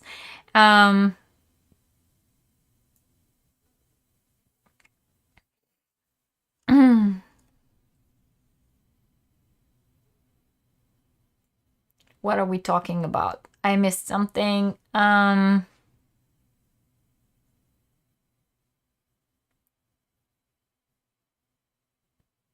You haven't worked with chain spun yet. It makes a really soft final product. It's very, very good for sweaters and hats. What does one do with roving yarn? Anything, really. It's very good for scarves. It's very good for sweaters. Roving yarn is just yarn that is not spun. So it's one ply of yarn that's not spun. Which is why it has this like maybe weird structure. But you can really make anything with it. Shawls. My Good Company shawl is actually designed with this style of yarn, roving yarn. Like, what is it called? Help me now. Carnival from Hobie. And Catherine, what is it called? It's the yarn that you're using for your dragon scarf from Schipjes.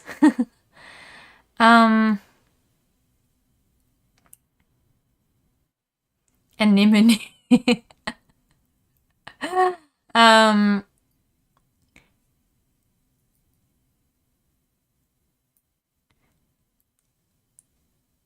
You want to do a cowl, it will be very, very soft. Yeah. Roving is your favorite. I like roving. I mean, well, I like yarn. Hard. I like all yarn. Yeah, another question that people ask me very, very often is, you buy a lot of hand-dyed yarn, what do you do with it? Everything. You can make anything from hand-dyed yarn. Anything. It's like, what would you do with cotton? I don't know, shawls, bags, dresses, summer tops, beach covers. You know, what would you do with wool? Scarves, beanies, sweaters, gloves, leg warmers, boot cuffs. You know, so what would you do with hand-dyed yarn? Same. Exactly the same. It doesn't matter. You can make anything with it.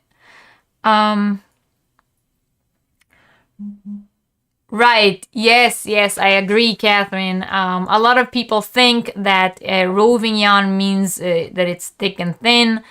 That is a common mistake. Roving yarn means that the yarn is not spun. Thick and thin yarn is something completely different. Landscapes is woven. Yes, exactly. Thank you, landscapes.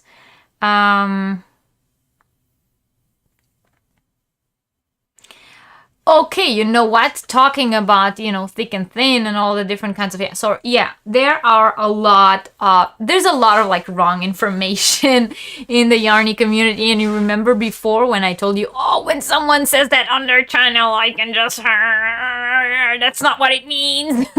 Yeah. So, go watch, again, it's in the description box below, I put a link to my Yarniversity about novelty yarns. If you don't know what to do with novelty yarns, the answer is in that video. If there is a yarn that has a very interesting construction that you don't know what it's called or what can you do with it, the answer is in that video. If there is a weird yarn that you are interested in knowing how it's created or what is it made of, the answer is in that video. I did a whole Yarniversity about novelty yarns and all the answers are in there. Thick and thin is one thing. Roving is another. Roving is simply the style in which the yarn is spun, or in this case, not spun. Don't think I've heard of... Oh, you're not talking to me. Okay. Schipjes Wanderlust. Yeah, exactly, that one. Yes, Judy actually does show... She does also everything from hand-dyed yarn. Think that people who have not felt merino or nice hand-dyed wool yarn think it is stiff. I don't know. Yes, exactly. Roving yarn is underspun. That is correct. Hi, Cynthia. I miss you too. I'm okay. How are you today? You love weird yarns? Me too. I absolutely love weird yarns. So for the question of what to do with hand-dyed yarns, I recently bought this book and I highly recommend it. I put a link to it in the description box below for those of you who are interested. It's called Crochet So Fine: Exquisite Designs with Fine Yarns. It's by Kristin Omdahl, and she put out this book. What I love about her patterns is, once again, they include charts, and you guys know me and charts. And literally any item in this book you can make with hand-dyed yarn, and it will look beautiful. It is the kind of book that is designed to go with those exquisite, one-of-a-kind yarns that you have in your stash and always save because you're saving it for a special project. So this book is your special project. Kristin Omdahl, I like her too, and I'm gonna be on her channel coming up sometime this year. I'm going to be interviewed by Kristin Omdahl. I'm so excited about that. But yeah, sometime this year. We haven't got the details down yet. Right, not all merino. Yeah, exactly. How soft is acrylic? Yeah, we talked about things that make me itch, right? But yeah, so book link description box below. Get the book. It's really good, and it charts. Yeah. Oh, there's some of the designs that are in there, not all of them.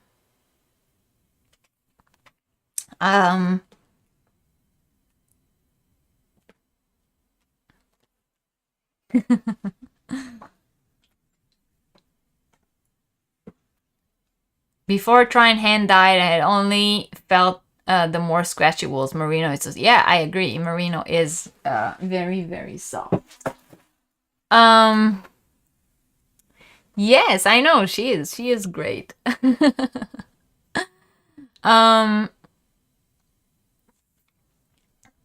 Charts make me happy. Yes, they make the world make sense.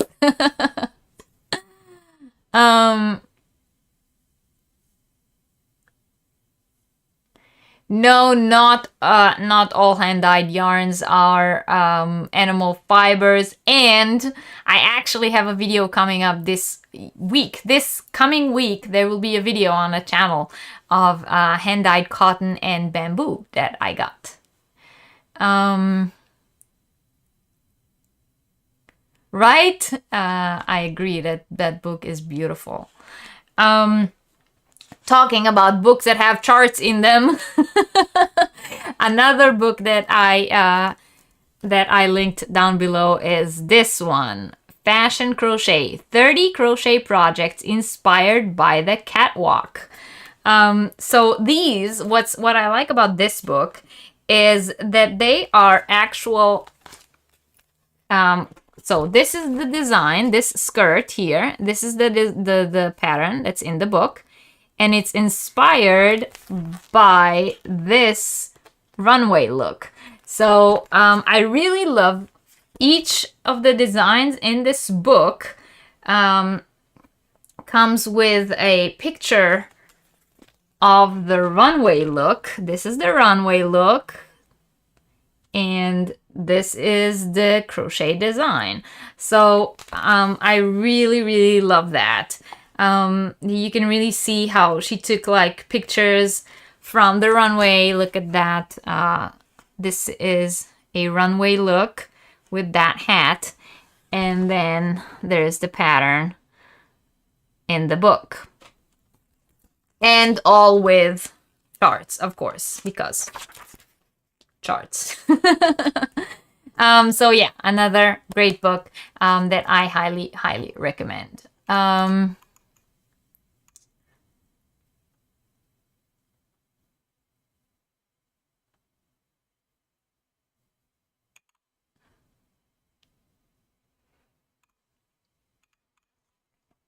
Oh, fashion. Coral Man isn't in there. Is it rated by amount of sag? I think there should be a scale, right? There should be like a will it sag scale on the side.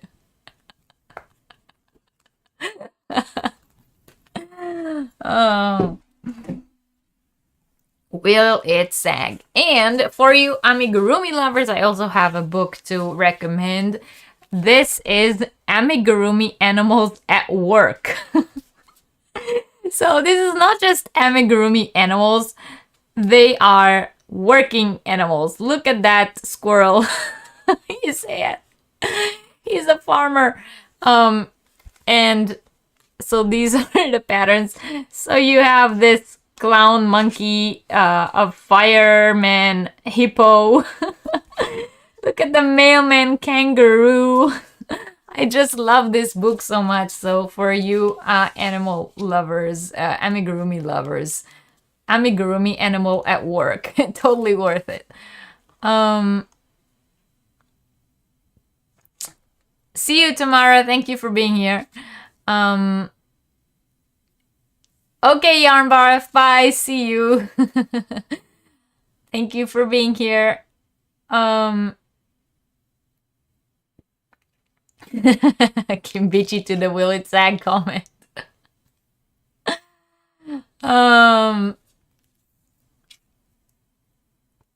You like the crochet look better than the runway look? That was my my response to most of them, actually.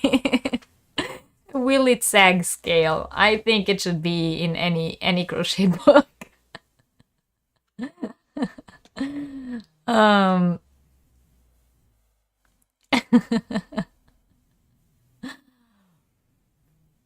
Right? You hate making amigurumi. I like it when other people make them.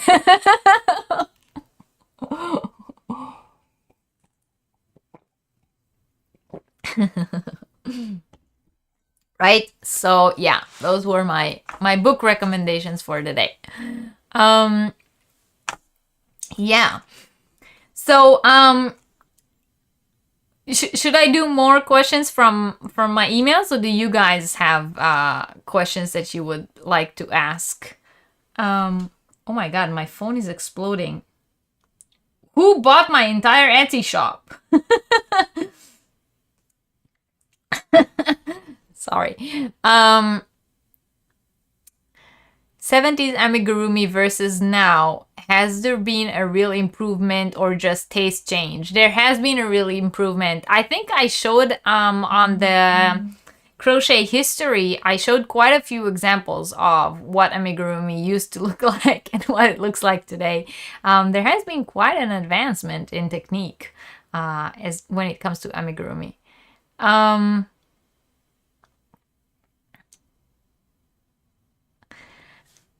Yeah. Speaking of the Etsy shop, sorry, like my phone is going nuts.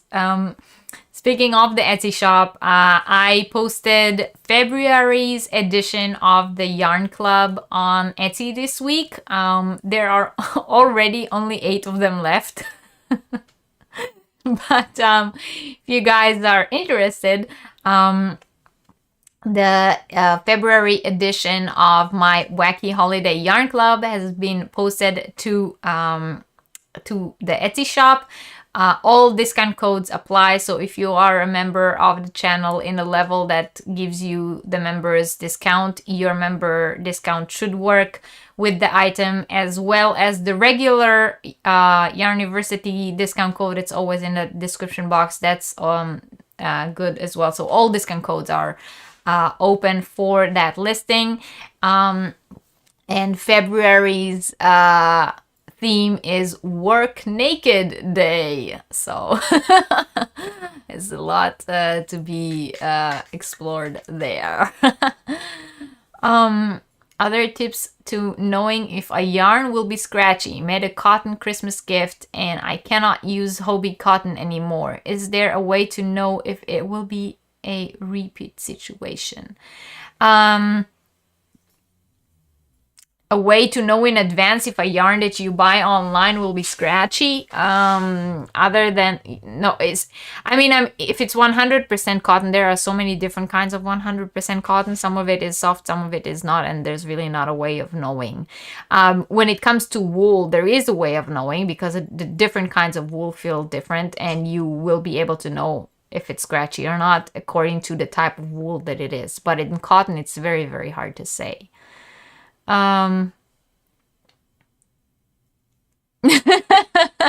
Catherine.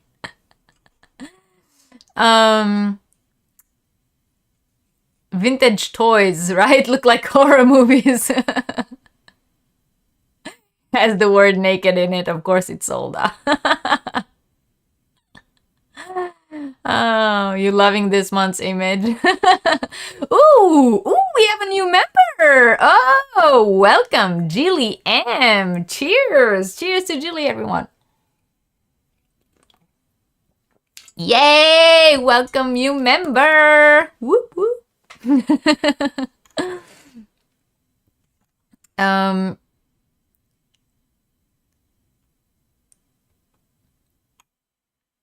Does anyone else ever go through a stretch where you just don't feel like crocheting? Yes, I do that from time to time.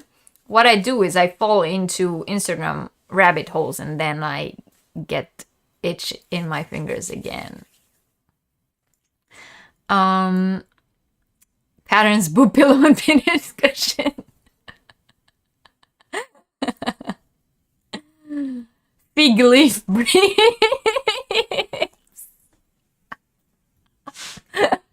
Panties with tassels. All wonderful ideas. All wonderful ideas. Hi, Denise. No DIY dye. I promise, no DIY dye yarn.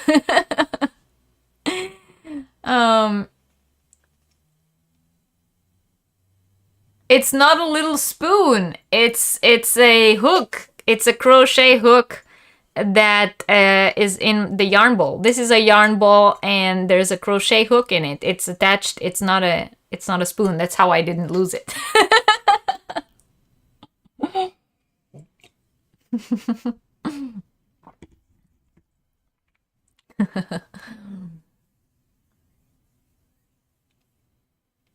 Reading patterns versus using tutorials for learning crochet.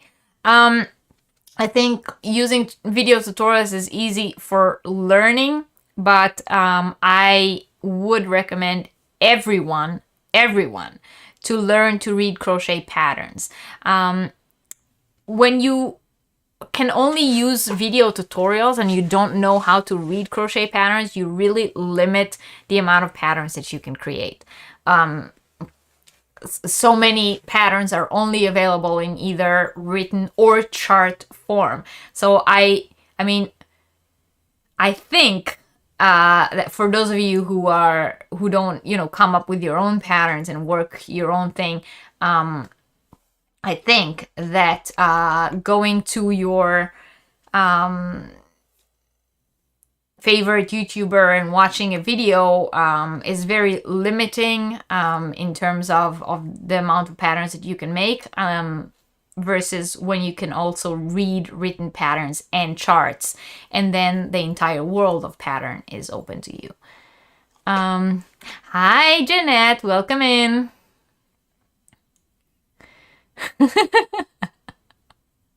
Recently sheared sheep. That's an awesome idea. Oh my god. I wish there was a calendar. Recently sheared sheep.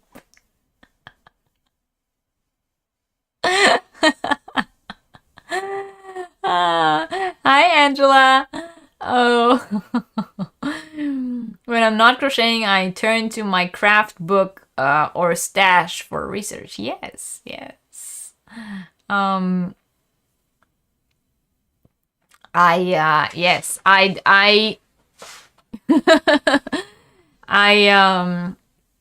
I dive into rabbit holes when I lose my crojo, and most of the time it gives me inspiration.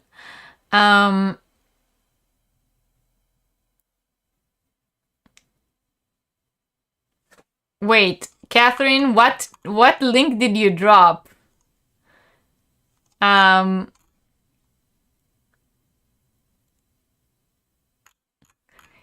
Is it the link? Catherine, did you drop the link to the Etsy shop that I showed you this week?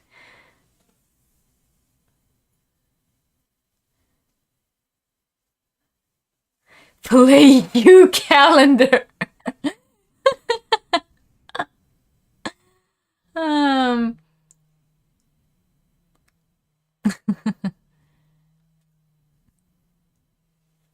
All right, see you, Dawn. Thanks for being here.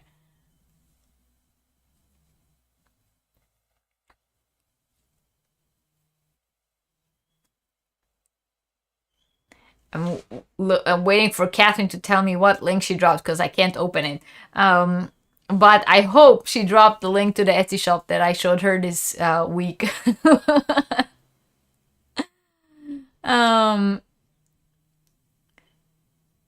The pillow pattern from the is it the pillow pattern from the Etsy shop that I showed you with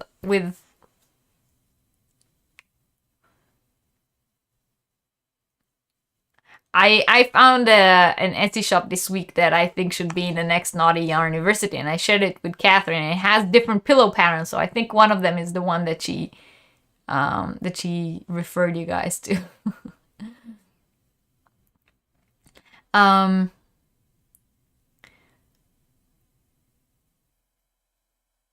Yes, that I agree. Divergent Crafter. If you have both a written and a chart, I think it's the best combo.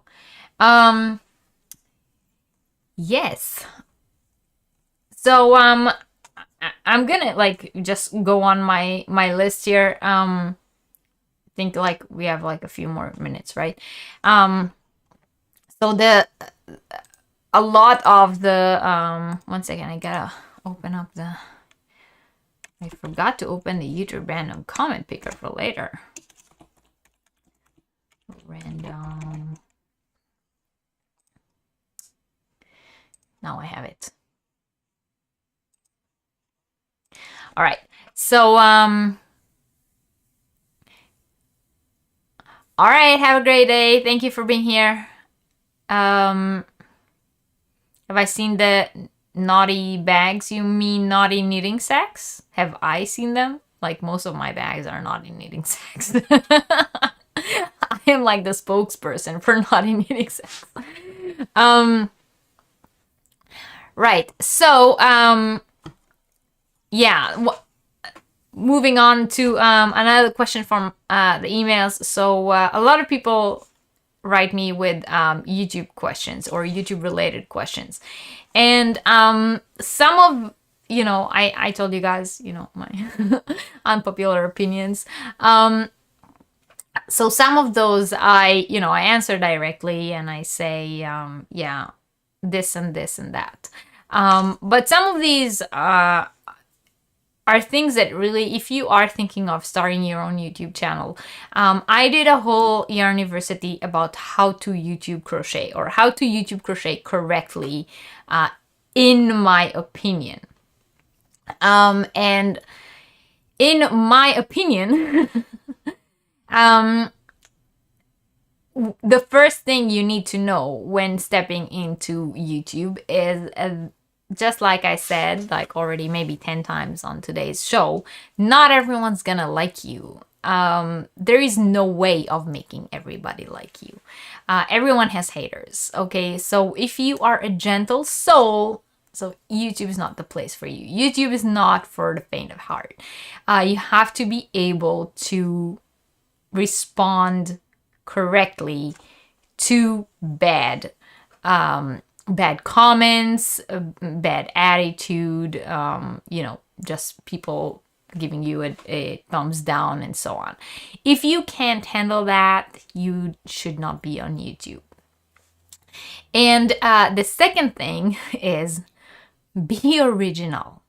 If you want to not just be on YouTube, but grow on YouTube, so you don't want to just have a channel, where you share your stuff. But if your goal is to have a channel that grows, and if you want to get those, the subscribers, the monetization, the watch hours,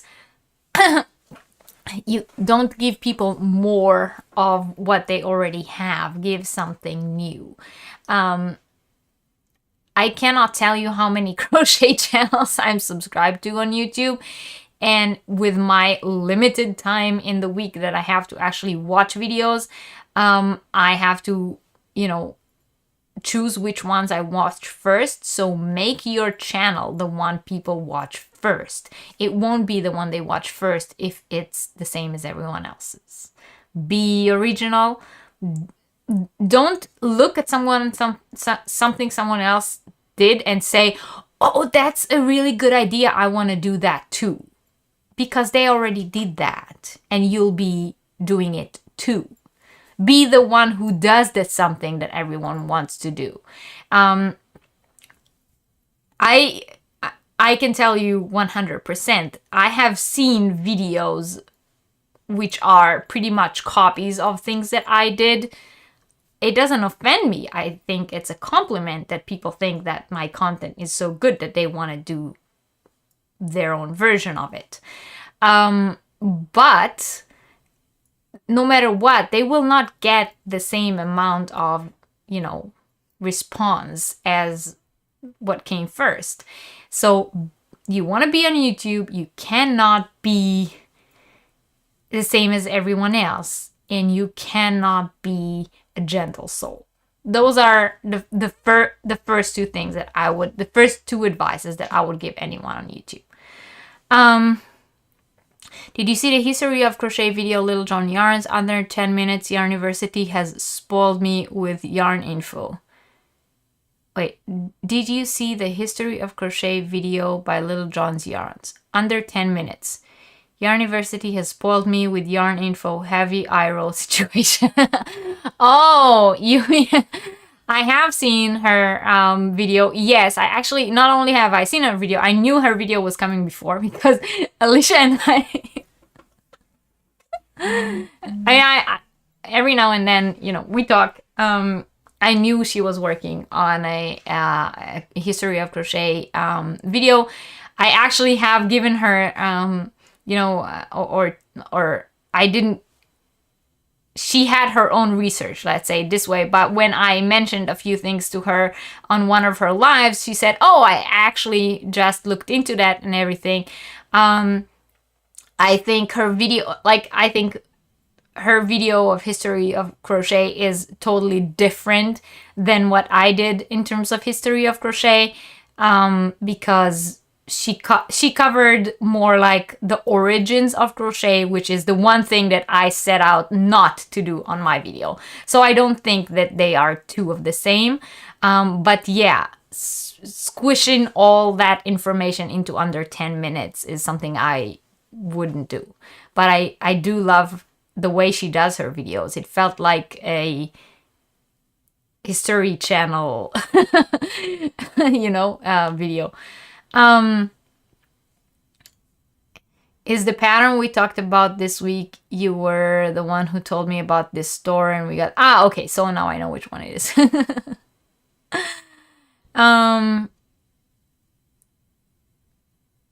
Yes, exactly. Don't read off a script. On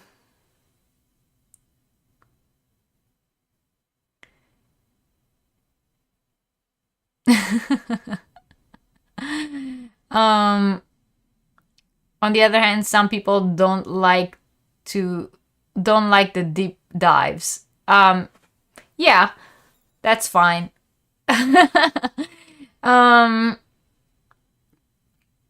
Lori, good luck with that. Happy thoughts goes to you. I don't pray, but happy thoughts. You have hardly any crochet content because I haven't figured out what I can provide that is unique just yet. That is fine. I'm sure that in a while you will. It's just a matter of we all have our own style. Just do your thing and don't do more of what other people do. you know, going back to Little Johnny's Yarns, I think, again, personally, I love Alicia. She's a wonderful person, and I love her channel. And when I started crocheting, I actually used a lot of her tutorials.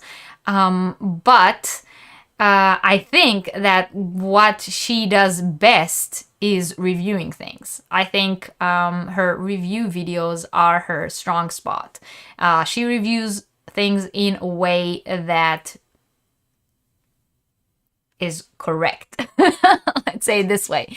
So I really think that she found, you know, she definitely found her niche. She does beautiful designs and beautiful crochet tutorials, but definitely I think her strong suit is the way she reviews things. She has a vibe to her. It's fun.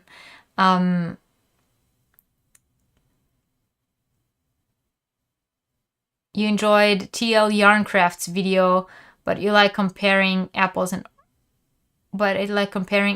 oranges. TL Yarncraft's video about what?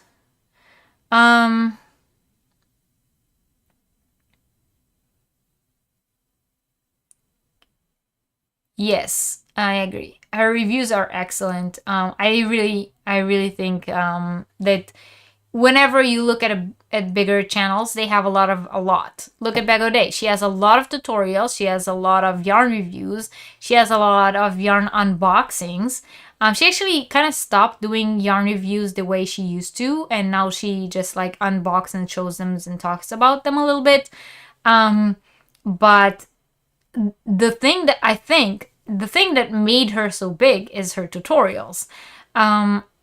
Later on, her channel evolved into including more of other things, but I think what made Bag O' Day is her tutorials. That was a very strong suit. She still puts out a lot of tutorials, but it seems like the big audience that she has now, sort of like the interest has shifted into people want to know what kind of yarns she likes, she buys, she recommends, and so she does more of these videos. And she really does stick to the content that you know, she herself has said her channel has shifted, and she sticks to the content that people are interested in.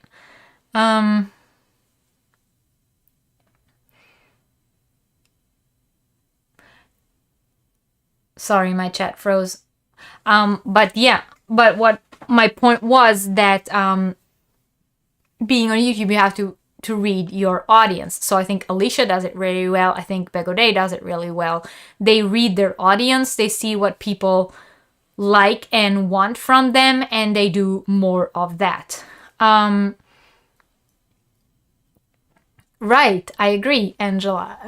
Her reviews are useful. She does reviews in a useful way, which make you know, is this really good or not? And like, do I want to get this or not? And I think that knowing how to do reviews is also a skill. Not everyone knows how to do reviews. A lot of people think that doing a review is holding the yarn and saying, this is Katya Easy Hat. It is a chain spun, and it is made in Italy, and it is 40% wool, 40% acrylic, 20% polyamide. Recommended hook is a 10 millimeter, and one ball will make you one hat. Machine washable by 30 degrees, do not tumble dry. Here, I just reviewed this yarn. Have I? No, I just read you the label.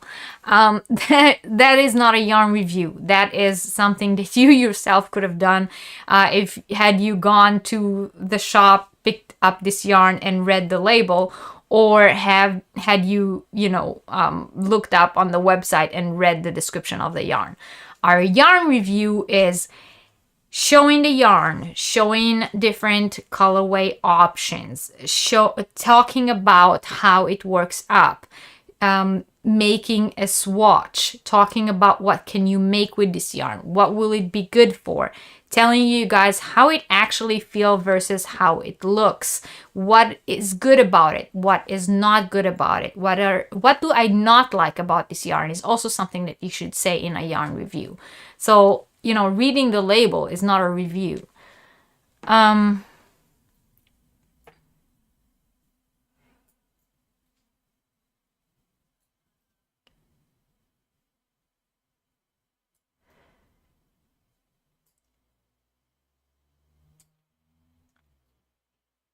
Creative Grandma does a great, yeah, Creative Grandma does actual swatches of yarn and show you how the yarn works up.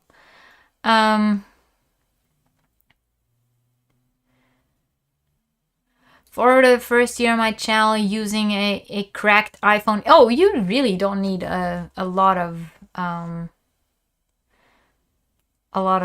equipment. Debbie saying reviews are very helpful. People do it differently and I enjoy that. Yeah, I definitely do enjoy seeing different reviews from different people. I just feel like if you call your video a review, it should be a review and not like a summary.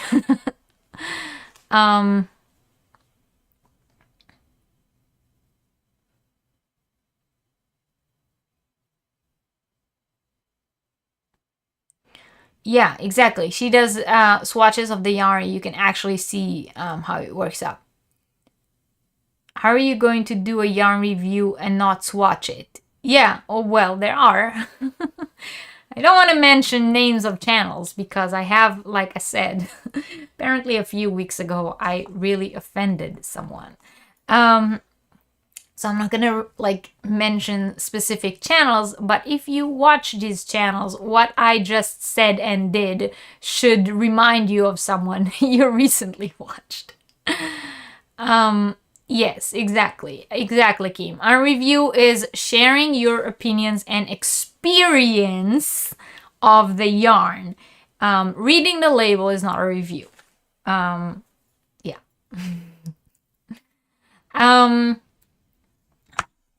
Yeah, well, I think I pretty much, you know, I covered the, like, people here ask questions. I answered questions that people send me in emails.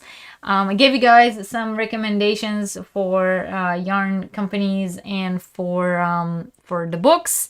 And I highly recommend, again, if you joined Yarniversity sometime in the last few months, there are quite a few Yarniversities that you have missed in the past. So the links are in the description box below. And I also recommend that you go back to the J Who Crochet channel, press on the playlists tab and go through the Yarniversity playlists. There are quite a few Yarniversity topics that you might be interested in that we have already covered. Different kinds of fibers, how to shop for yarn online, different kind of yarns. I spoke a lot about different twists. What's a Z twist? What's an S twist? What's a high twist? What's a no twist?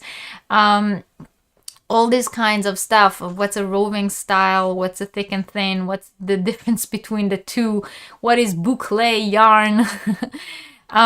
So I talked a lot about these things in the past, and I highly recommend that if you miss these kind of Yarniversities, they have a lot of information in them. Thank you, Irene. I'm glad you think that way.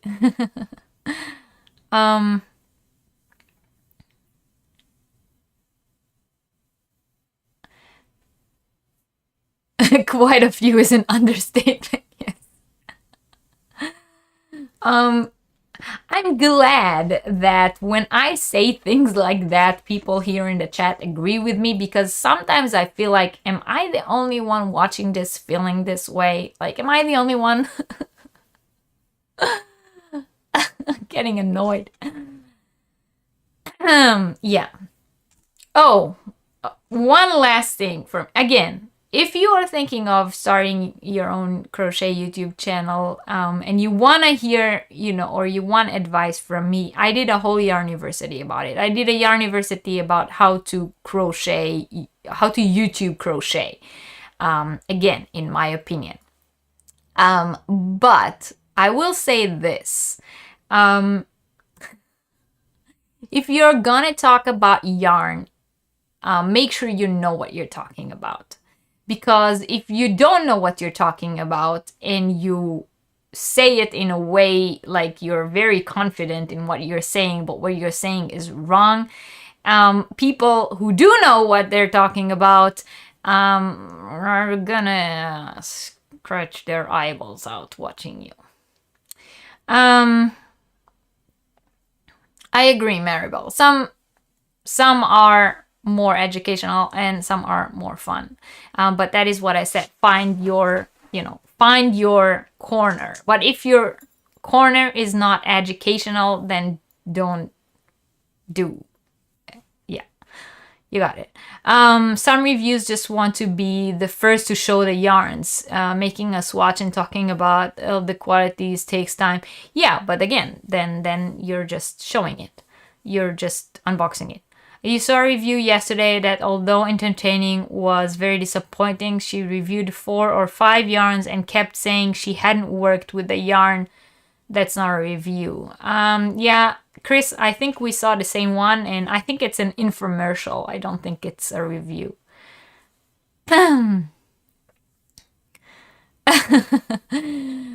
Do you always have a blog with all the information you talk about in Yarniversities? Most Yarniversities do. Like 99% of Yarniversities have a blog, and if there is a written blog, the link is in the description box below. So every Yarniversity who has a written blog to go with it has the link in the description box. But not all of them are written down. Some of them, when I have a really, really busy time and I already put all this time into the research and I write down the Yarniversity and everything, but then it takes me time to upload all that into the blog.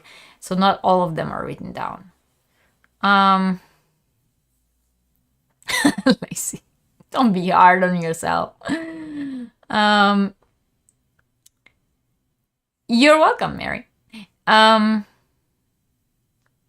There's a difference between an unboxing and a review. Exactly. I agree. But yes, Mocha, that would be a good way to do it. Do an unboxing video, call it unboxing, and then follow it up with a review video where you actually review. Yeah. Yeah, that's it. Well, you guys know I can sit and talk about YouTube, but one of these days, I'll do my unpopular opinions Yarniversity, where I'll probably annoy 80% of the world, but at least I'll be going out in style. It's not true at all, Debbie. Lace is just being hard on herself. I mean, if you go back and watch my first video, it's still on my channel.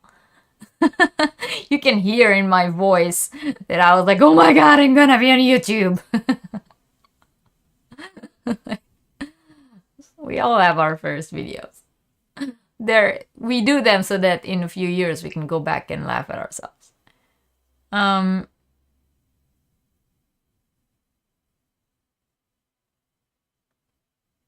Yeah, Linda. That's always a good way to save tutorials.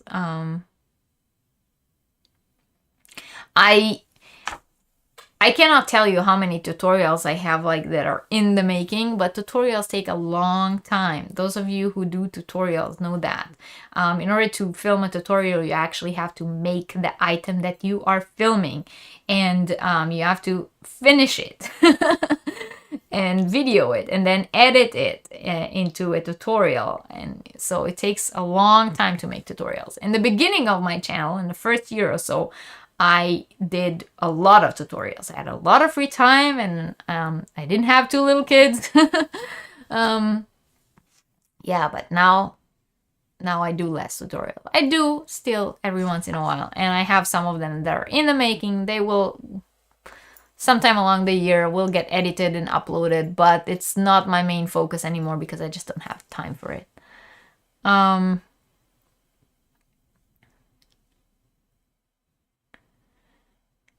we do that next week, please?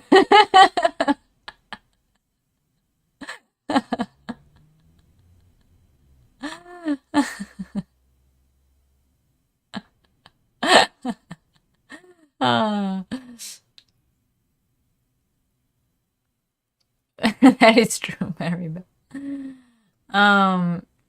Yeah, you have to make it twice. One time you design it, and the second time you film it. You want to hear the unpopular opinions? Okay, I think we have enough people here who want to hear the unpopular opinions.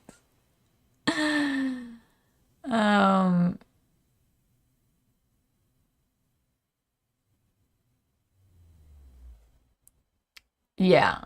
Oh, reviews are opinions.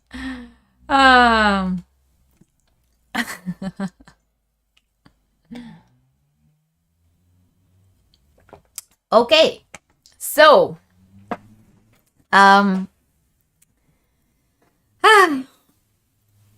hope you guys enjoyed this Yarniversity. Let me go back to last week's link.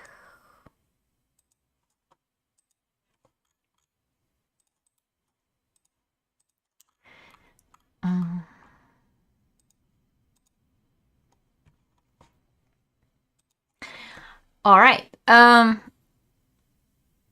there's, yeah. Well, I know.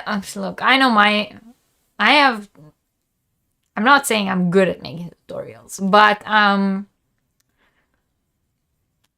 know I have a few tutorials where I chose a totally wrong yarn to do the tutorial and everything, but it's all a learning curve. But yeah, I have also watched tutorials that were unwatchable. I'm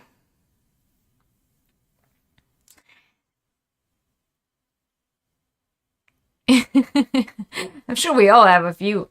You know, we are the corner of the internet. Right, so I'm gonna take you all with me to the YouTube random comment picker and pick the winner for last week. So here we are. Yes, exactly, Kim. I agree.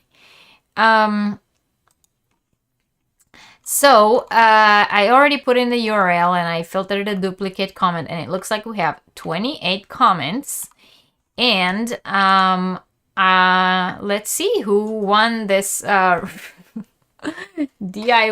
watermelon amigurumi kit. Batteries not included. Here we go.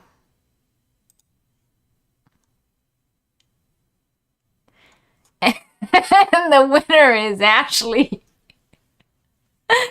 Ashley, she's not here today. I haven't seen her, but I'm sure she would get a kick out of it. She said I think she was watching on replay. She said it's the first item and she's already howling. Oh, yes. So Ashley, you are the winner. Congratulations to you. Email me to claim your prize. My email is in the description box below as always. And cheers to Ashley.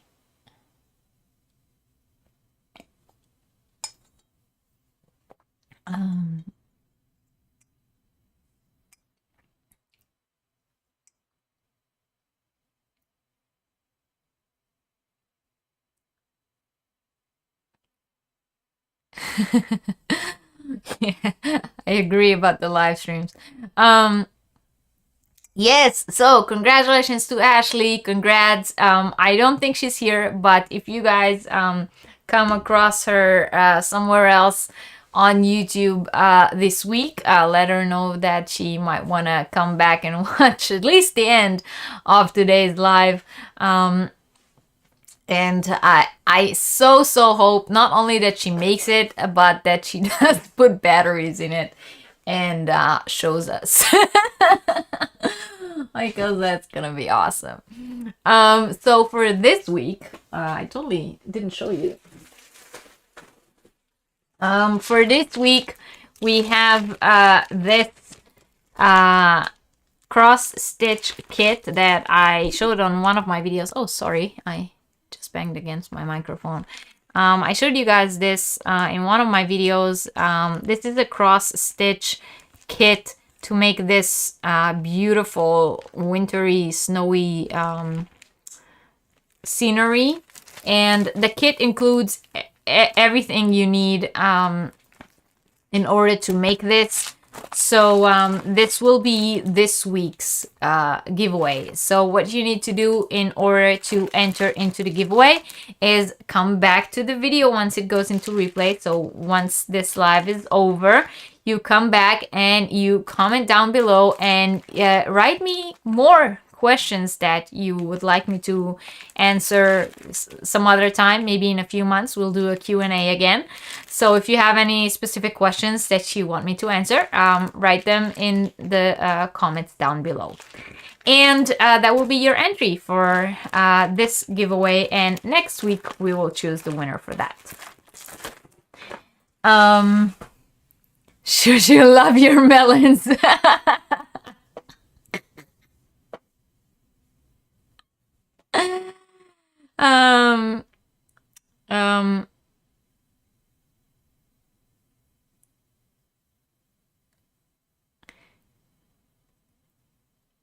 Hi, Wendy. Yes, Catherine is not here this week.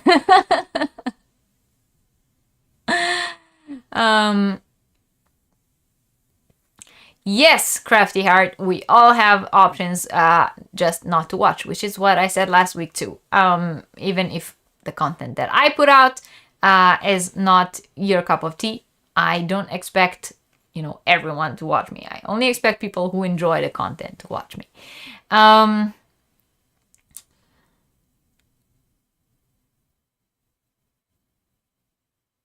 All right, so yes, like I said, so that would be the giveaway for next week, or what you will enter. Hi, Teddy Bear, can you still ask a question? Yes, you want to ask it now? You will be the last one to ask for today. So we will end with a question from Teddy Bear. But yeah, so come back to the video, comment down below with different questions that you have for me. And that will be your entry for next week's giveaway. And next week on Yarniversity, at the end of next week's Yarniversity, we will choose the winner for that. Yes, well, not specifically YouTube etiquette. I did do something about crochet in general, but I can do that. I have quite a lot of knowledge about that because I did my research before starting YouTube. But not specifically about YouTube. That could be an idea if you have specific questions that you would like me to refer to on that one. You know what? Let me write that down too. YouTube.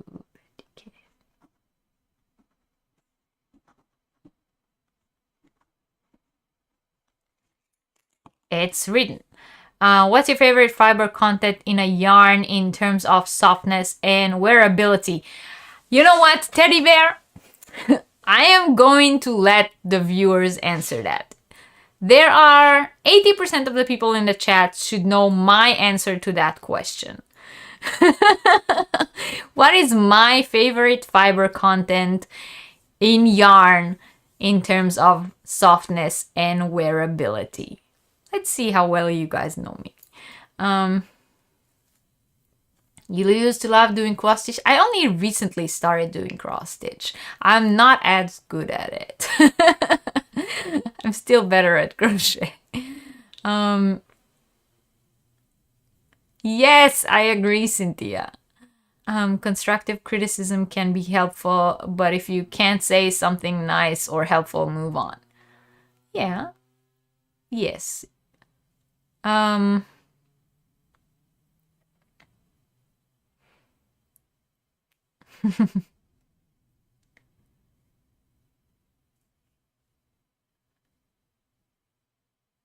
Yes! Haha! Here are my followers. Tencel indeed. And and burgundy. Tencel and burgundy. Yes, definitely. So Tencel.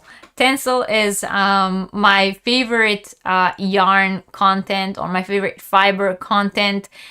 In terms of softness, I don't think there's anything softer, shinier, and more wearable than Tencel. If you can get a yarn that's 100% Tencel, that's good.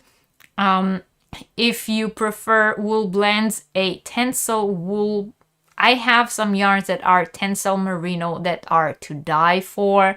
I have had other blends like Tencel bamboo and Tencel cotton. Pretty much everything you put Tencel in is just amazing. You're just poor right now. Yeah, I am time poor too. I have no time whatsoever. Purple Tencel.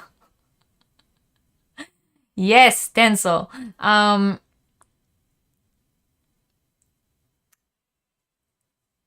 Exactly.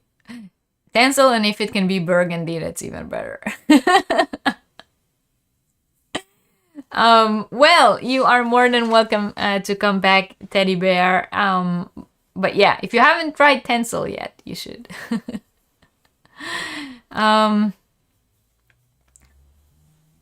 Yes, Tencel by itself does sag. I will say that.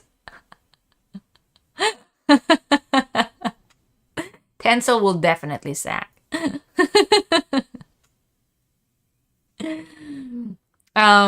We have a something with Tencel blend. We had a Tencel alpaca, if I'm not mistaken. Do you guys want? I'm like already like 25 minutes over my time. But for those of you who are still here, if you guys want to see some of the yarns that Catherine and I dyed, I can show them to you. I have them here, but I will not stretch this more than people have patience for. So if you guys want, do like the thumbs up thingy, and I will show you some yarns that Catherine and I dyed, and we'll tell you a little bit about them. But only if you guys want. It has sag appeal. Sag appeal.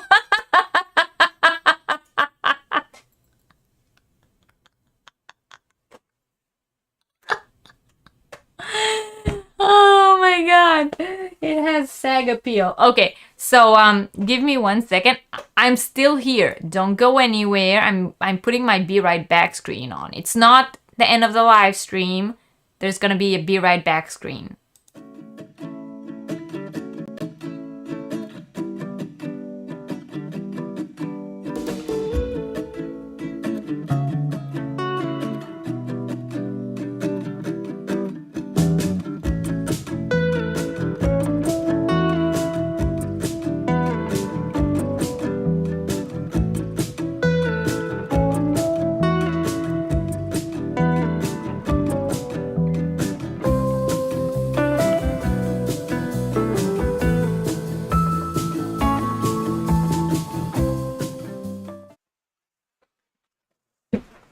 Okay, so I had to go grab everything.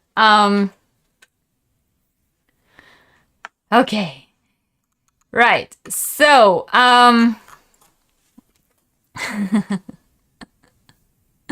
you think that's clear? Yes. So I have some, okay, so there's like the first batch that I already posted pictures of on Facebook. So if you're on our Facebook group, you may have already seen them.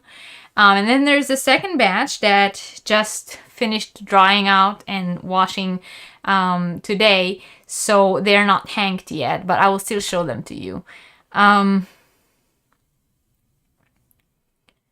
Oh no, she dislocated her knee. Oh no. Oh, Wendy, I hope you and her and everyone recovers quickly. Um okay, Lacey, I will see that later. Um right? Hashtag sag appeal. Hashtag sag appeal. All right, so I'm gonna show you the ones that are already hanged first. So this one here, this is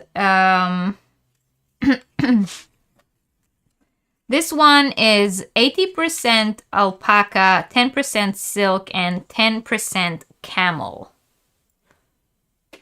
It's chain spun, like we were talking about chain spun. And look, you see, it's like gray and purple and orange. Yes. So that is the first one.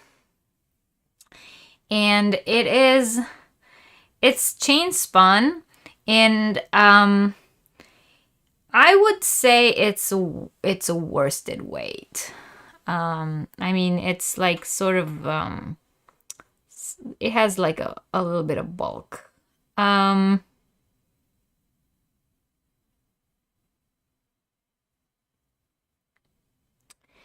But yeah, so that is the first one. You drooled over that one. So this is the first. It is very, very soft. Very, very, very soft. I'm not gonna say colorway names now. No colorway names. All right, so that's the first one. The second one is the same content. So the same alpaca, silk, and camel blend. The same chain spun. But this is more aquatic colors. So it's teal and green and blue. It's more tonal. I hope I'm, doing them justice and the way that I show them to you.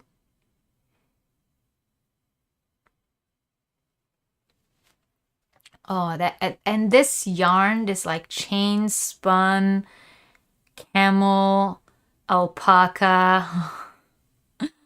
You must say the color name. Okay. I don't remember all of them though, so I have to open my list real quick.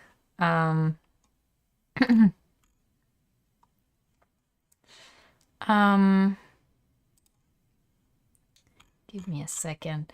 All right, so this one, this one is called. I can't even do it, Catherine. It's.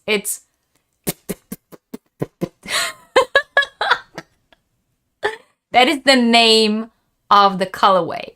Okay, it's called. This is this one. And that one. This one is called Jason Momoa is the only Aquaman. This is the colorway name of this one. Yes, so those two are, as I've said, 80% alpaca, 10% silk, 10% camel. They are 100 grams, 211 meters, and super, super soft. Aquatic is your favorite. All right, so those are the first. I feel like I need. Okay, I'm gonna put them on here. What in the what? How do you spell that? Exactly how it sounds.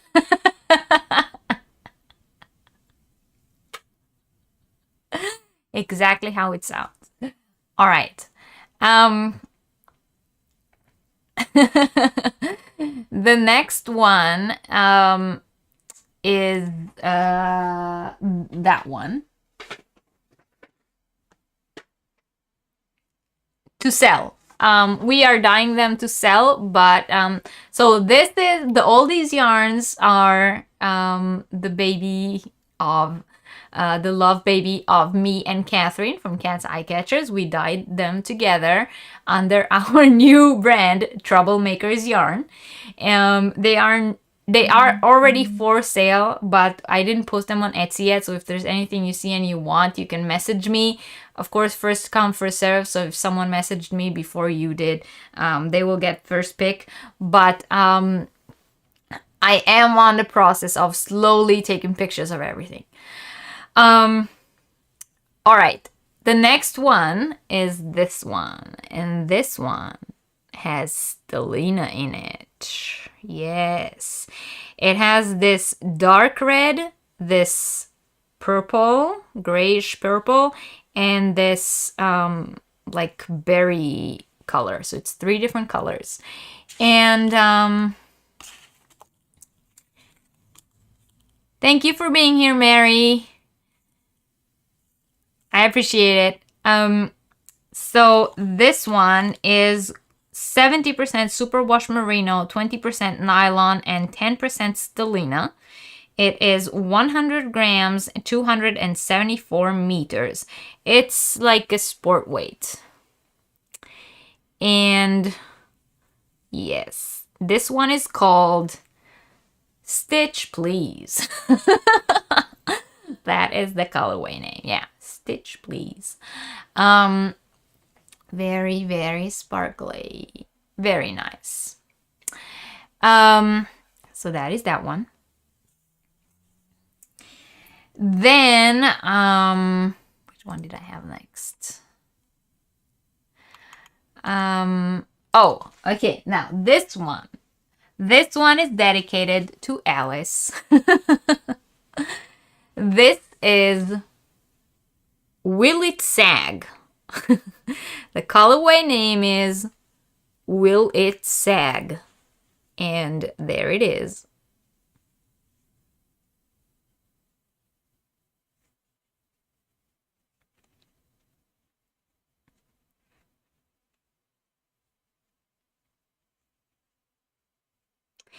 And that one, let me tell you the specs of this one while I hold it for you. Thank you. And hi, Jill.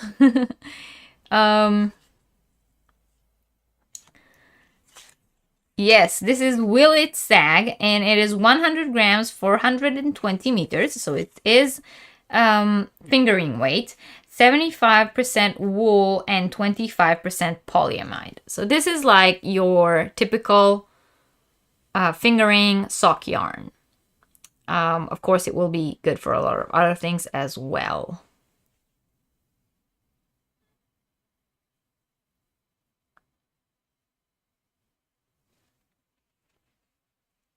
So, Will It Sag? That is that.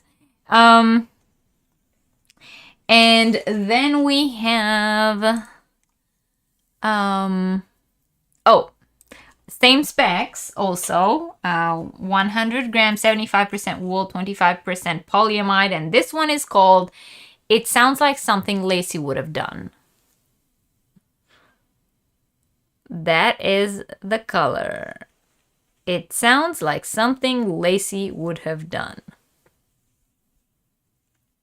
Dedicated to our wonderful moderator, Lacey, who has a new channel, Crochet Libra. Go check her out. So that is that. I mean, for those of you who do make socks, this will make a beautiful pair of socks. So yeah, so both are moderators. Will It Sag for Alice, and It Sounds Like Something Lacey Would Have Done for Lacey.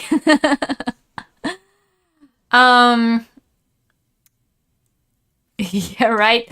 And then we have the colorway, this one. And this one is 100% wool, but this one is a 50-gram hank. And it is called This Is Not a Rainbow Colorway.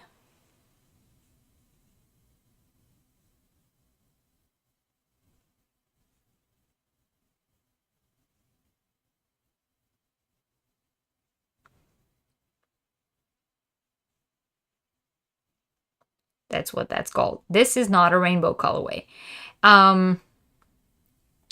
What kind of wool is it again? Which one? These two? So these two are 75% wool, 75% non-superwash wool, and 25% polyamide. And this one is 50 grams, 100% Highland wool. Again, non-superwash.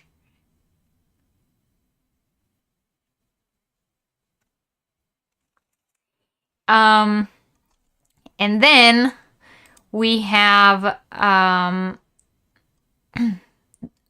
this one, which is also 50 gram, but this one is 100% merino. And this one is called Something to Wear to the Nudist Beach. So this one is 50 grams, 50 gram hanks, 100% merino wool. And it's called Something to Wear to the Nudist Beach.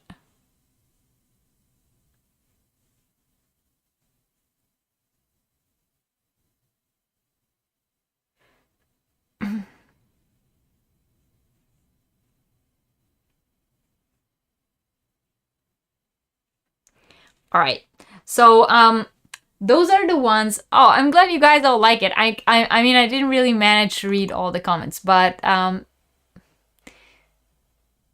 seems like most of seems like most of you like them. When naming the skeins, were you just drunk?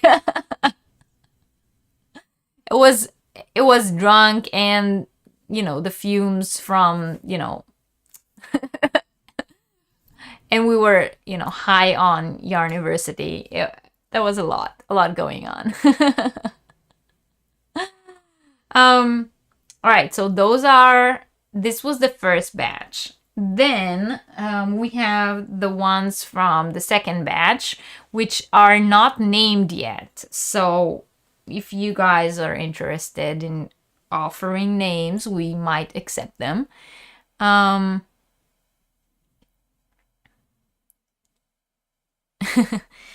So the first one is this one, which is 100 grams of fingering weight, 75% non-superwash wool, virgin wool, and 25% polyamide. And that's this one. It's sort of like a tonal.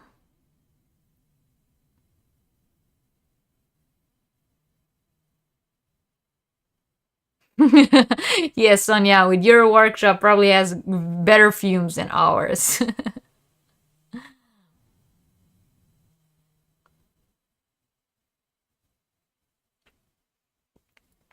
So as you can see, it has tones. So there's like lighter pink, darker pink, and then the really dark pink. So it's like sort of like a tonal. And it still needs to like be put on the niddy naughty and then twisted. Yes, if it says 100% wool with no other type, that means regular sheep wool. Yes. Yes.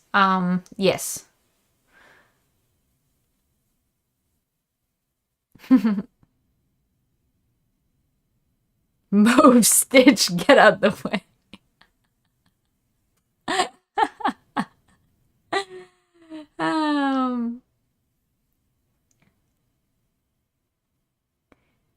Yes, I agree, Catherine. We should all go visit Sonia. Next time you come, we can schedule something. So this one. You can write your suggestions in the chat. I will watch the replay and we will come up with something. Then, Naughty Winks.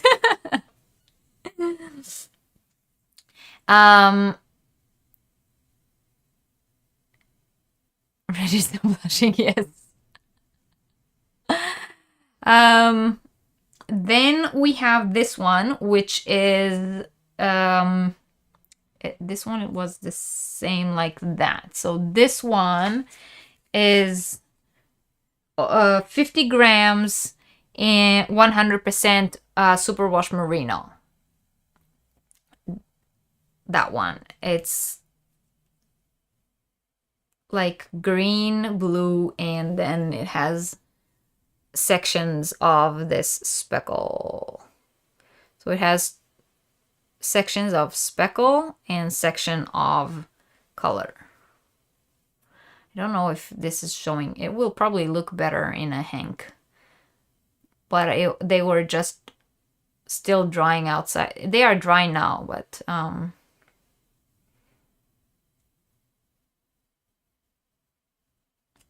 so that's that's that one. I don't know.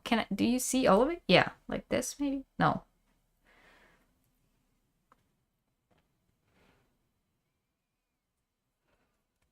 No. This is better. Let me show it like this.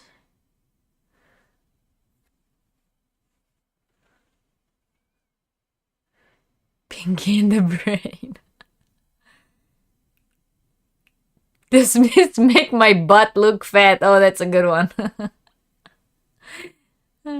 Jungle Hook. Oh, I love that. Jungle Hook. So that's that one. 120 blues. And make my butt look good. Then we have this one, which is another 100 grams fingering weight, 75% virgin wool and 25% polyamide. So we already saw this kind.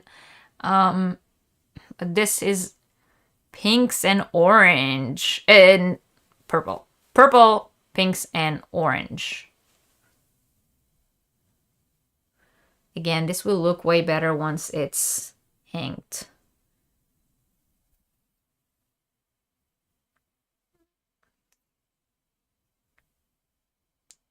I hope it's showing well. Yes, this is the first time Catherine sees the second batch because it was the whole week drying and washing. Those are the ones that we did with the tie-dye colors, and they were a little harder to work with. 6 on the beach. This is the dictatorship. Oh, I love that colorway.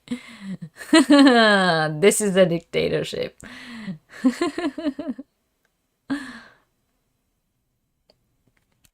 Yes. Kentucky Sunrise. So that's that one. It's very pretty. Oh yeah, definitely stitching on wine. I swear that we did not dye any yarn with wine. Okay. We did not dip yarn in wine. Although that might be an idea for next time. Pink Stallion. And then this one, oh my god, I don't remember. I have the label of this one, but it's still in the other room where they were hanging to dry. So I don't remember what yarn this was, but it is a worsted weight, some kind of wool blend. I just don't remember the exact content, so don't kill me. but I will, once, you know, later on, once they are posted, I will have it.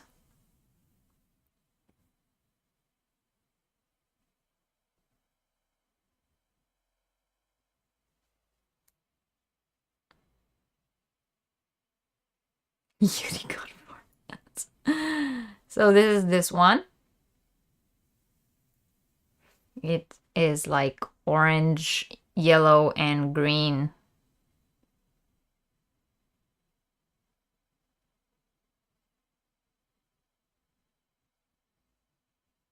Best not dip it in wine, or I could see you sucking the wine out instead of washing it.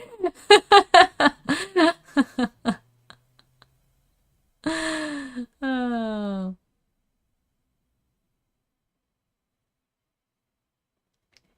Yes, yes, we are hookers. Oh. 70s yarn, yeah. What do we use? So for this batch, we used food coloring and tie-dye. That was our very first try, so we went for what we had on hand. And then the last one, this one, is 100% cotton. So this was my first ever try to dye cotton. It's a little stiff because, you know, after we washed it and dried it, so it doesn't look as nice now, but it will after we hang it up. Oh my god, of course it's all messed up from washing, but it's my camera, it looks white, but it's yellow and orange. Maybe here. Wait, let me try to hold it somewhere where the yellow will look yellow. Like this. Maybe you see it. So it's yellow and pink, and this is 100% cotton.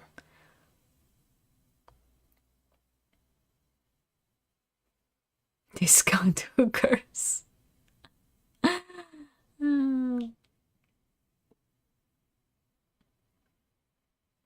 But is that a banana in your pocket? Oh, I love that one.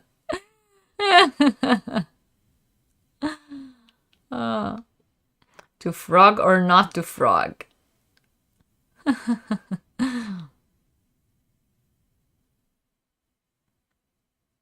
Debbie wants that one. To kill a sunrise, yes.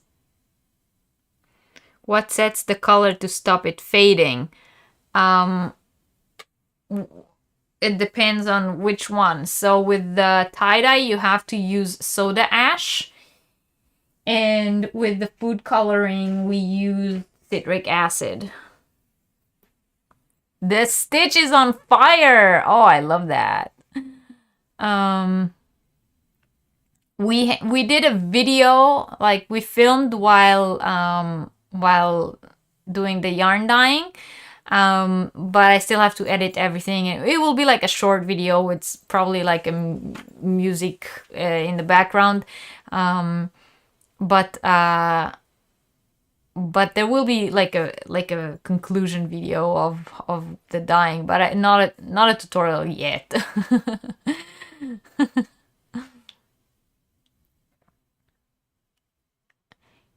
You could make wearables, but it's only one hank of 50 grams, so you'll have to like put it in with something else.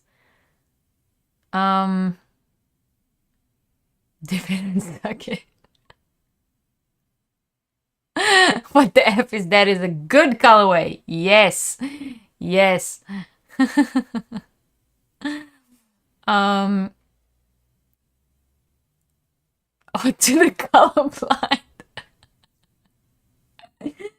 This stitch is on fire. Yeah. And then we have quite a lot, I think, of these. So these are each 100 grams, 75% virgin wool and 25% polyamide. And there are like 3 different color versions of them, and I think we have 3 or 4 of each. I think we have 3 of each.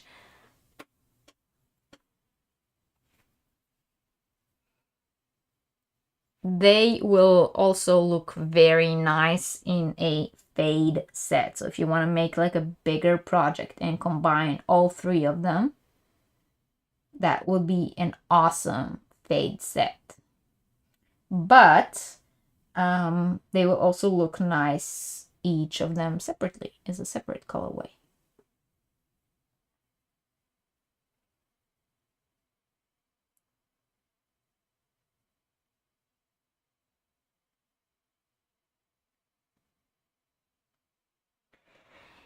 And yeah, so apart from these, the last ones that I showed you, that like I said, we have like a few of each of the colors. All the rest of what I showed you, other than these, we only have 1 of each. So yeah, they are also, not only that we have 1 of each, they are also non-repeatable colorways, because this was like totally a first try, a first ever, you know, me and Catherine sitting dyeing yarn and just trying everything out to get our, you know, a hang of it. So we didn't like put down the recipe for any one of the colorways. So this batch is, other than these ones, which like I said, we have a few of each, all the rest of what I showed you are all one-of-a-kind colorways, non-repeatable colorways. So they will also not be, you will not be able to get more of them either.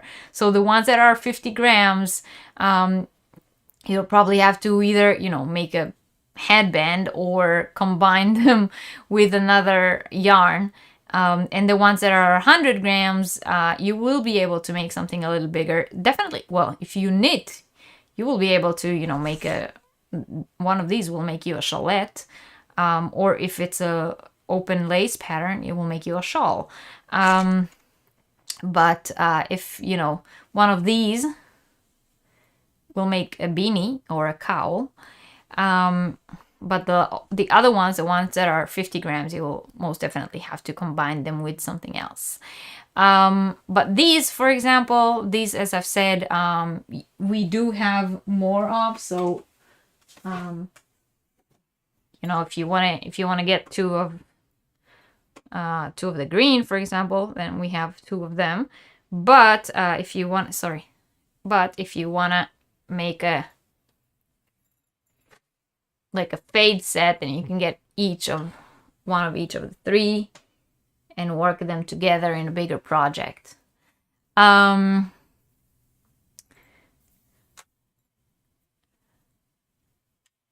right. I will check all of you guys' messages later.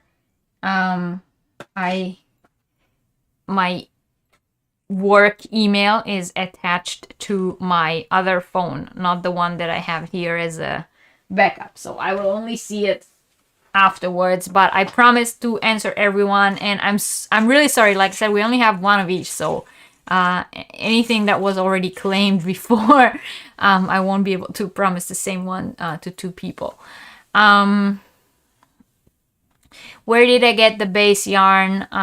We bought them at a local yarn shop. We bought undyed yarn. We will try to get more constant. Yes, definitely. Remember, we're just starting out. Like, whatever you buy from this first batch, you will own like the very first ever batch of Troublemakers yarn. You can only go up.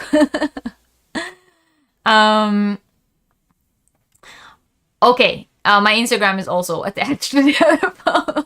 I have like the phone where I do all my JU crochet stuff from, and then I have my phone, my private phone, where I get the Etsy notifications on.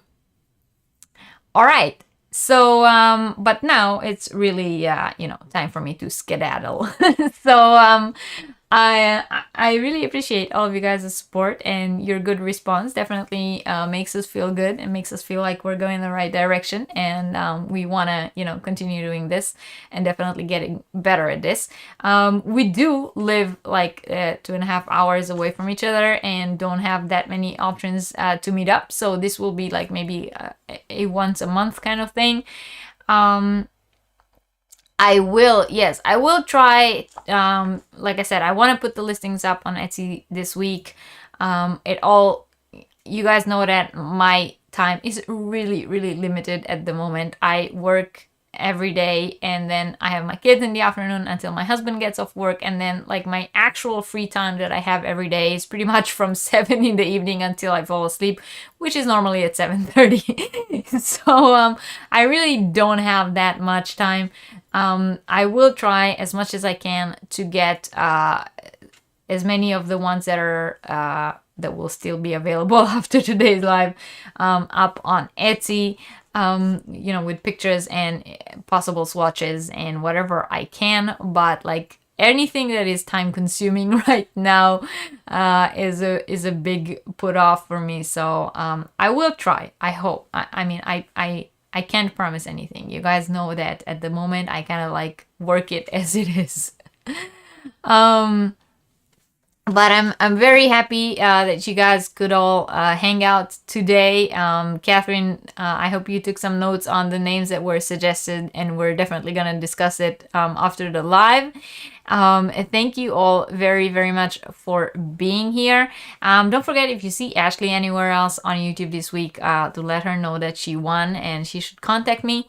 And yeah, so thank you all very, very much for joining me today. I have enjoyed spending time with you, and join me again next week for a new Yarniversity. Thank you all very, very much for watching, and I will see you next time. Bye.